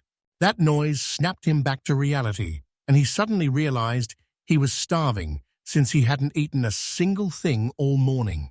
He heads outside for a chill morning with the cat kids, Rio and Millie, and the second he mentions food, Rio shouts for omelets while Millie begs for pancakes. It's been a whole month since Lime's old squad left the farm, and life is finally getting peaceful. Rio's out here lugging buckets, while Millie scrubs down a massive cow, and it looks like they've totally settled into their new, chill routine. Before Lime heads out to deliver milk to Satya, he tells the kids to hold down the fort, and while they're all for it, Rio starts hyping up the presents he wants, shouting one last reminder for Lime not to forget as he walks away. He's hauling a cart full of milk cans down the coast, and life on the island is totally chill. Millie and Rio are doing great, and his milk business is blowing up way faster than he expected. He finally gets to the house and shouts for Satya, letting her know the milk is here. He spots Satya already chilling at an outdoor table with a girl, and Satya gives him a big wave while the girl looks up, looking pretty surprised. Her brain starts racing as she wonders if this guest is the one from the rumors, since he looks totally legit, but is way younger than Satya. Mark is totally geeking out, telling Lime she's heard all about him from her brother, the legendary master baker, while Satya tries to get her to chill so she doesn't. Satya introduces the girl as Mark Radamak, a 15-year-old who's set to lead the whole Radamak family, and when Lon wonders if she's some kind. Before he could even wrap his head around the intro, Satya snatched his arm and tried to drag him away. But Lime held his ground and demanded to know what was up, while Mark just stood there looking totally lost. While they're walking, Satya mentions Mark heard he'd be Lime's apprentice. Then he drops a serious request for Lime to teach Mark how to bake, which leaves Lime. Seeing their shocked faces, Satya explained that he and Mark hadn't met in ages. But after she read about Lime in a letter, she got so obsessed with his baking that she showed up to be his apprentice, leaving Lime totally confused about why. They argued there had to be way better bakers back on the mainland, but Satya looked totally desperate and begged Lime for help. Satya finally spills why he's in such a rush, explaining that Lime's desserts are super rare and totally unique compared to the mainland. Plus, he reveals his dad once got some major help with. Satya realized the guy who saved his dad was Count Radamak, a lawyer who never gave up on proving he was innocent, and it hit him that he was dealing with a total big shot. Lime was totally lost and asked Satya if Mark really wanted to be a baker after just a month of training. But Satya dropped a bomb, saying Mark was moving abroad in 2 months, which Satya's literally begging Lime with his hands together, saying he's down to help as long as Lime does him a favor. But Lime is totally confused why this guy needs a whole month of baking lessons just to go overseas. Suddenly, Mark Langrid jumps right onto her brother's back, scaring them both half to death as she asks what they're talking about. She takes a bite of the sweet and freaks out over how good it is, mentioning her brother's tip about the lime. And suddenly Mark decides she's going to learn to make them herself too. He keeps begging Lime for a chance, while Mark stands right there, wondering if 1 month is even enough time. But she's not backing down and promises to give it everything she's got. He thanks Lime a ton and shocks everyone by suggesting they move to his farm to train. And while Satya is totally stunned, Mark just hypes everyone up by screaming, "To the farm!" The scene cuts to a massive, clean farmhouse, where Mark is already complaining about why she has to live with him. Mark turns her back to Lime and asks if Satya should handle it, but Lime explains she needs to stay close because her growth skill makes everything way more effective. He leads them into a bright, cozy room and says it's for Satya, but Mark is totally shocked since they're basically siblings. Mark recognizes the cat kids Millie and Rio from the letters, so Lime tells Satya to get some sleep and start their training tomorrow, and Satya is totally down for the plan. The piece is totally wrecked when Rio starts yelling for presents, and Satya just freezes in pure shock because he completely forgot, while Lime and the kids just stare at his back. To get them hyped, Lime tells everyone they're making sweets tomorrow and the kids can eat as much as they want, making Rio and Millie go absolutely wild with excitement. He watches them run off hyped for candy and notices how fast they chill out. So with a whole month of this left, he locks in and trusts his skills to carry him through. Training day 1 kicks off, but it's a massive fail right away as a pot on the stove starts blasting out thick black smoke from the burnt food inside. Mark watches Smay stare at a smoking pot, while Lime, rocking an apron and goggles, calmly tells her that's the 5th dish she's burned, making Smay freak out because cooking is way harder than it looks. She happily brags about burning every single thing she cooks, so a totally exhausted Lime asks if she's ever even stepped foot in a kitchen. And when she smiles and says, "Nope," he realizes he's in for a massive headache if she can't even handle basic caramel. The next day, Lime tries to teach her the basics, but when she goes to crack an egg, she totally crushes it in her hand with a loud crunch, making him realize she's a complete beginner, though he still cheers her on for the next try. By day 3 of failed baking, Lime tries one more time, but she accidentally smashes the egg right in her hand and gives a shy apology about how fragile they are. After failing a bunch, she finally finishes her first batch of treats and thinks she actually nailed it. She proudly hands them over to Rio and Millie, who can't wait to dive. Standing in a kitchen full of food, Mark Langrid stares at her hands and starts to panic, wondering if she accidentally used something that wasn't sugar, while Lime just watches her from behind. Now we're looking at a massive sea of green trees stretching out under the clouds. A bit later, the squad is chilling around a table full of food, and Mark is super hyped, saying a meal always hits different after a long day of hard work. Satya sits right next to her and totally agrees, calling Lime an amazing cook, while Rio quietly nods along from across the table. While she's eating, she thinks about how their host is actually a pretty cool guy, even if he's a bit of a clumsy kid, until Lime makes a noise and snaps her right out of it. Satya catches Mark under the shade of a tree and starts stressing out, wondering how they're even supposed to survive a whole month in this place. Lime stands outside the door, wondering if they're still asleep or feeling sick, but inside, Satya is already wide awake and chilling at a table with Millie. He swings the door open and yells for Mark, making Satya spin around in surprise to give him an answer. Mark spots Lime just chilling on top of her giant beetle Cuba in a grassy field, and she shouts over to ask if he's finally taking the day off. He turns to her and swears he's not slacking off. He's just getting his head right so he can train like a beast tomorrow. But Mark asks if he's ignoring his. Lime tells her to get serious about her lessons and walks off, wondering if he was too hard on a noble kid, while Mark just kicks back on the beetle's warm shell and enjoys the island vibes. Her chill time gets cut short when Rio the catboy pops up and asks if she's there to hang out, making Mark jump up while Rio tells a beetle it's time to get to work. She snaps out of it and says she's heading out, wishing Rio luck with his work as the massive beetle behind them starts to twitch. Mark starts walking away, but then she spots a handmade wooden slingshot just sitting there in the grass. Rio quickly snatches it up, and when Mark asks what it is, the kid beams and says the boss, Lime, made it just for them. He reaches for the slingshot, claiming it's just a toy he wants back, but Mark is totally lost and asks if it's actually Satya's, while Rio just stares at her and calls her boss. She's left totally confused, watching the boy and his giant beetle buddy vanish into the thick trees.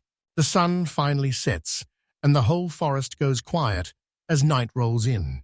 Later that night, Lime and the two kids, Rio and Millie, are all crashed out and sleeping peacefully in the same bed. Mark just can't seem to fall asleep, so she lies there wide awake, looking totally stressed about everything that happened today. She can't sleep a wink, so she heads to the kitchen while it's still super early and starts cooking, the sound of clinking pans echoing through the quiet house.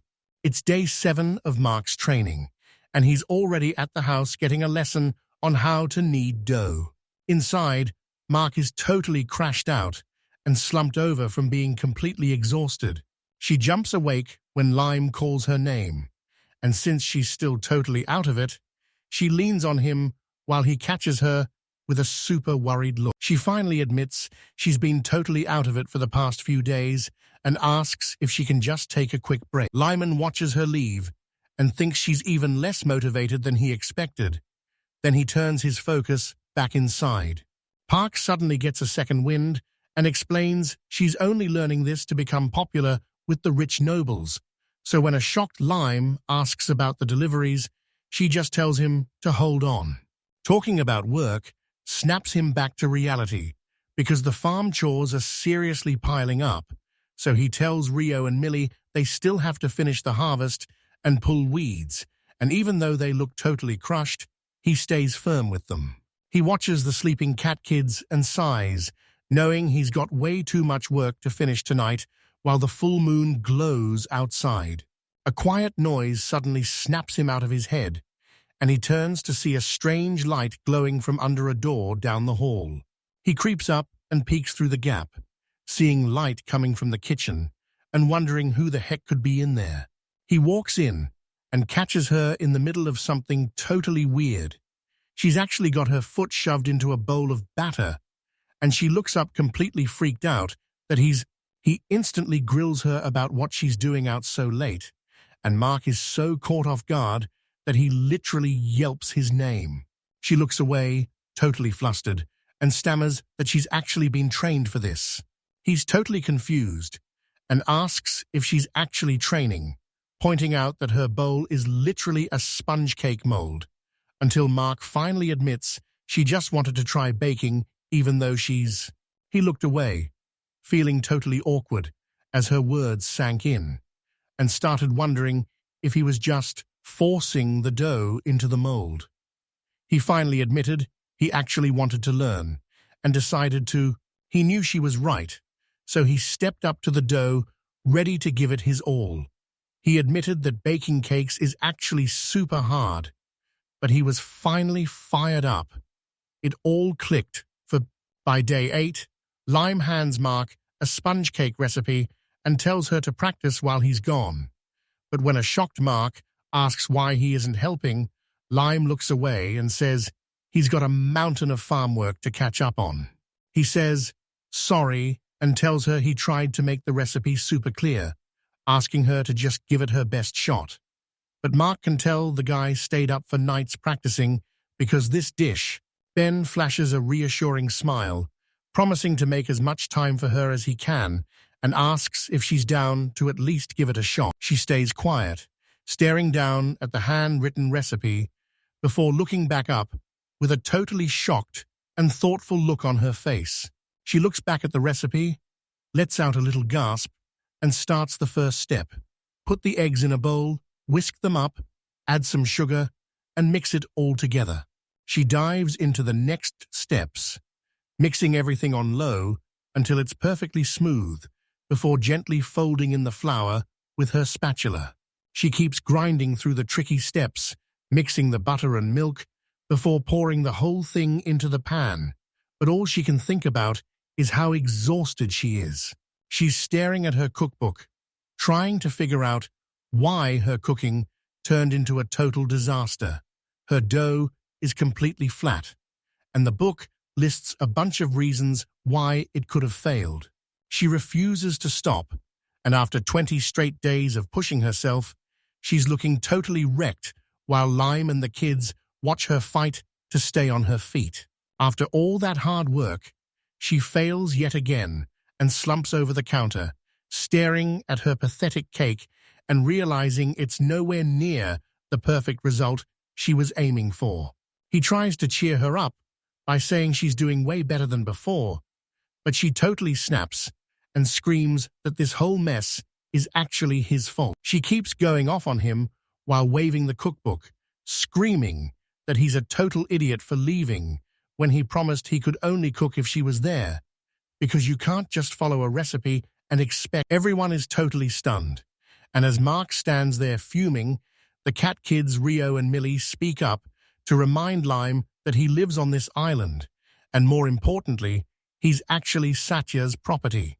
Her face turns stone cold as she spins around with fire in her eyes, yelling that if he's really just property, then his only job is to do exactly what her brother wants. She gets super intense with her demand, but Lime just stays chill and tells her she's dead wrong, leaving Mark totally stunned. Before she can even wrap her head around what he said, her brother Satya suddenly shows up to check on the situation. And while Mark stands there in total shock, Lime drops the bombshell that the island's laws actually treat every single resident like the Lord's personal property. Satya keeps it totally chill and tells the group that the island only survives because they all put in the work, especially Lime on the farm. He reminds them that without the islanders, they wouldn't. His eyes go cold as he stares down his sister, telling her to take back those words and apologize to Lime, because that kind of attitude is totally wrong for an apprentice. Mark is left totally speechless after getting chewed out, while she grits her teeth in pure frustration and shame, and Lime looks on worriedly as he tells them he's just too busy to stay. Mark finally snaps and confronts Satya, yelling that he's a total pushover for letting Lime boss him around, and then she suddenly screams his name and slaps him right across the sound of that slap echoes through the air, and Mark is totally shocked by what she just did, whispering brother, while Satya keeps his face hidden. As they start to walk away, he watches them leave looking totally stressed, and while Lyman insists they need to get Mark back before trying to act like he's fine, Satya isn't having it and shuts him down. Katya says he's the one heading out so Mark can chill for a bit.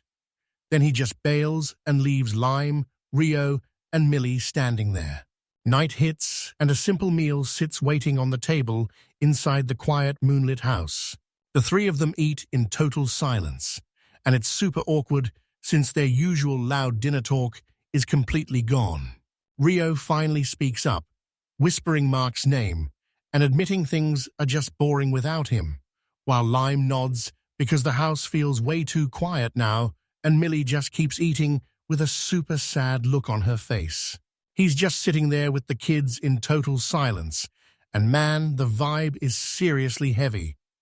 Millie can tell Satya is super annoyed, and Rio is so stressed he can't even eat, knowing Satya is definitely giving him the silent treatment now. Breaking the silence, he suddenly kicks his chair back and stands up, telling the kids to stay put while he goes to find Satya, and Millie just quietly nods. Outside, the wind kicks up through the trees as the sky starts to get really dark. He heads into the shadows with his lantern, thinking back on the fight and realizing they've never gone at each other that hard before. He keeps on searching while thinking about Mark and Sadia, sure that Mark was just acting out of rage, but really hoping Sadia isn't totally crushed by all the drama. Meanwhile, Mark is just sitting on the ground all alone, looking totally defeated. The sadness on her face vanishes as she locks in with a look of total determination. She was just standing there with her back turned when Lime walked up and told her to come home for dinner because everyone was worried. But Mars just brushed him off and snapped, "So what?" He stopped just a few feet away and called out her name again. Lime told her that since training was over, he'd noticed she was acting totally weird, and when he asked what was wrong, later, she's slumped on the ground while Lime crouches next to her, asking why she's suddenly making sweets and why she's acting like she's in such a massive rush. That question really hit deep, and Mark looked up with wide eyes as it all started to click, making her realize there was a huge reason for her sudden panic as she just let out a confused, "Huh?" Lime and Mark are just chilling on the sand by a glowing lantern when Mark finally breaks the silence to ask him for the real reason. He remembers her closing her eyes and saying she just wanted to be popular with the girls, while Lime just listens with a totally blank face. He's not buying her lame excuse, telling her she wouldn't have tried this hard if that was the only reason. And after he reminds her how wrecked she was when Satya got mad, Markovgard starts wondering if her real motive is actually all about him. He keeps pushing, asking what she'd even do if she knew the truth, since she probably couldn't even help anyway. Then, he finally gets real and tells her how he actually feels. Her face totally softens as she starts thinking back to when she was just a little kid. She pictures this massive, super fancy mansion that felt like it went on forever. She explains that her whole family spent. Mark gets a sudden flashback of his younger self watching Satya crush his mom at chess, remembering how he used to play with her brother and how she was a total genius at every game. While she reflects, memories of Satya flood her mind, from him teaching her to fish and use a knife to giving her a handmade slingshot. And even though she followed her hero everywhere, she remembers being so hyped that she just bolted through the woods, and even though Satya was chasing her and screaming that it was dangerous, she totally ignored him. One tiny mistake turned into a total nightmare when she tripped and went crashing down the jagged rocks, leaving Satya at the top, screaming her name in pure panic. He didn't even hesitate to climb the cliff to save her, but the rocks crumbled and sent him crashing down with a busted leg right next to her as Mark screamed out a warning. He tried to keep her calm by promising help was on the way, but as night fell, they lost all hope and had to camp out at the bottom of the cliff, totally terrified of what would happen next. Even though he was in a total mess himself, Satya shared a bit of his food, and her stomach growled like crazy because she was literally starving. But as she stared at it, Mark bites into the food Satya gave her, but it's super weird, way too salty and hard as a rock. Satya explains it's just an emergency ration that every adventurer keeps on hand. As she chews, she suddenly feels this crazy burst of power rushing back into her, and even though it tastes super weird, she's totally back in the game. Every single bite brings back a super clear memory. She remembers being a terrified little kid, while her brother, who was just a boy himself, protected her all night long. Even now, she can't watch. Her thoughts are suddenly cut off by Satya's mum yelling that it's her own fault she got in danger because Mark was distracted, and Mark is totally stunned as he tries to argue back. The woman keeps punishing Satya instead of Mark, forcing him to spend the whole day trapped in the meditation room in total terror. Mark screams that her brother is innocent, and she's the one who should. Later outside, a totally heartbroken Mark tells Lime that the day of the incident was actually her brother's birthday, leaving Lime completely stunned. He gives her a super serious look as he finally connects the dots. The party was cancelled, and it's all her fault. She clung to Mark, sobbing as she finally spilled the truth. Her brother Satya had totally covered for her, taking the fall for something she actually did. If he'd just told the truth. As time went by, her brother joined the royal family, and they barely saw each other anymore. But Mark was still determined to apologize and finally pay him back for being so kind. She locked in with a look of pure determination, knowing that if she left for school now, she wouldn't be back for years. And with her brother's birthday just a month away, she told Lime the real reason she wanted to study under him was because her brother's letter hyped up how amazing his sweets were, leaving Lime totally shocked that she'd pick him for that reason when she's literally moving abroad in just 2 months. Everything finally clicked for him, and he realized she just wanted to throw her brother a huge birthday party to make up for the one she totally wrecked years ago. Mark looked away, admitting her excuse was actually pretty lame, and wishing she'd just been honest from the start, feeling terrible for making her brother mad again until Lime suddenly jumped up and totally spooked. He looked her right in the eyes, totally serious, and told her that if that's what she really wanted, they were going to make it happen by baking some treats and throwing a massive birthday party for. Lime got serious and asked if she was really okay with how things were with Satya, and when she locked in and said she was ready to fix it, he smiled and promised they'd. She's super determined, but she's honestly a total disaster in the kitchen, and as she fumbles with the food, Lime just watches with a smirk, thinking about how she hasn't changed one bit. Mark is totally freaking out though, asking if they're actually serious about this since they've only got 10 days left on the clock, 3 weeks into training, and the pressure was hitting hard. Lime was really starting to stress over the situation. He knew even a fancy cake is trash if it's not perfect, especially since Satya. Suddenly, a genius idea popped into his head. He looked at Mark with a determined grin and explained that for Satya, this was all about his memories. He suggested they try to recreate the. He broke down the whole plan, telling her he'd handle all the prep so she could just focus on the cookies.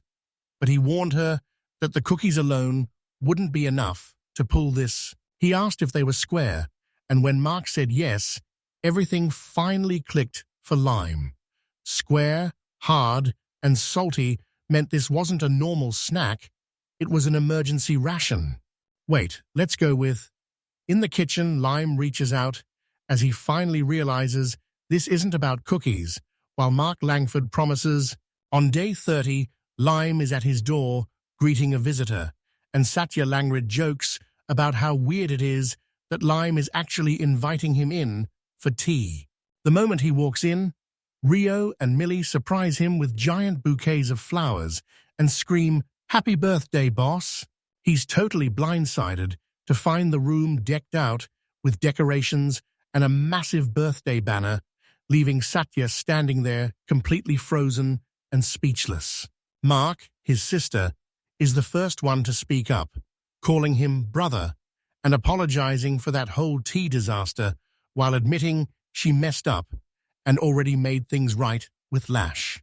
She hands him a plate of simple crackers to apologize for ruining his birthday when they were kids, and Satya gets hit with a wave of nostalgia as Mark tells him to go ahead and eat. He tries to remember the day he fell off a cliff, and as it all clicks, Mark explains that while she made the galettes, Lime was actually the one who cooked that whole massive feast, leaving.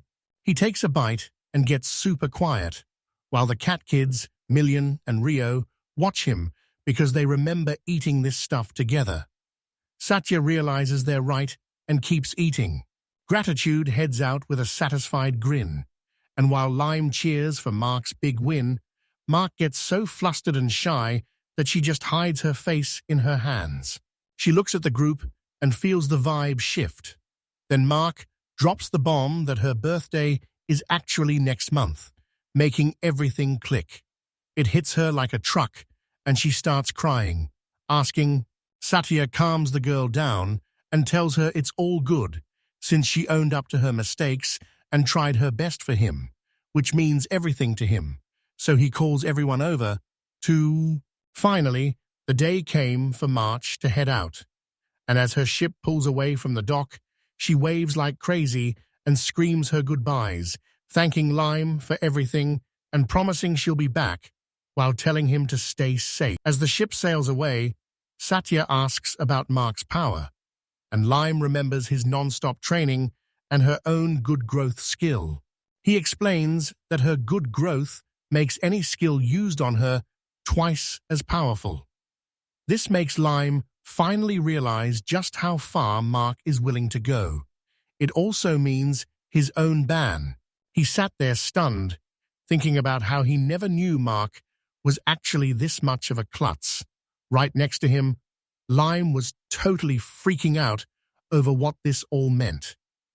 As their ship pulled away, they looked back at Mark on the dock waving and telling them to have faith because she wasn't giving up.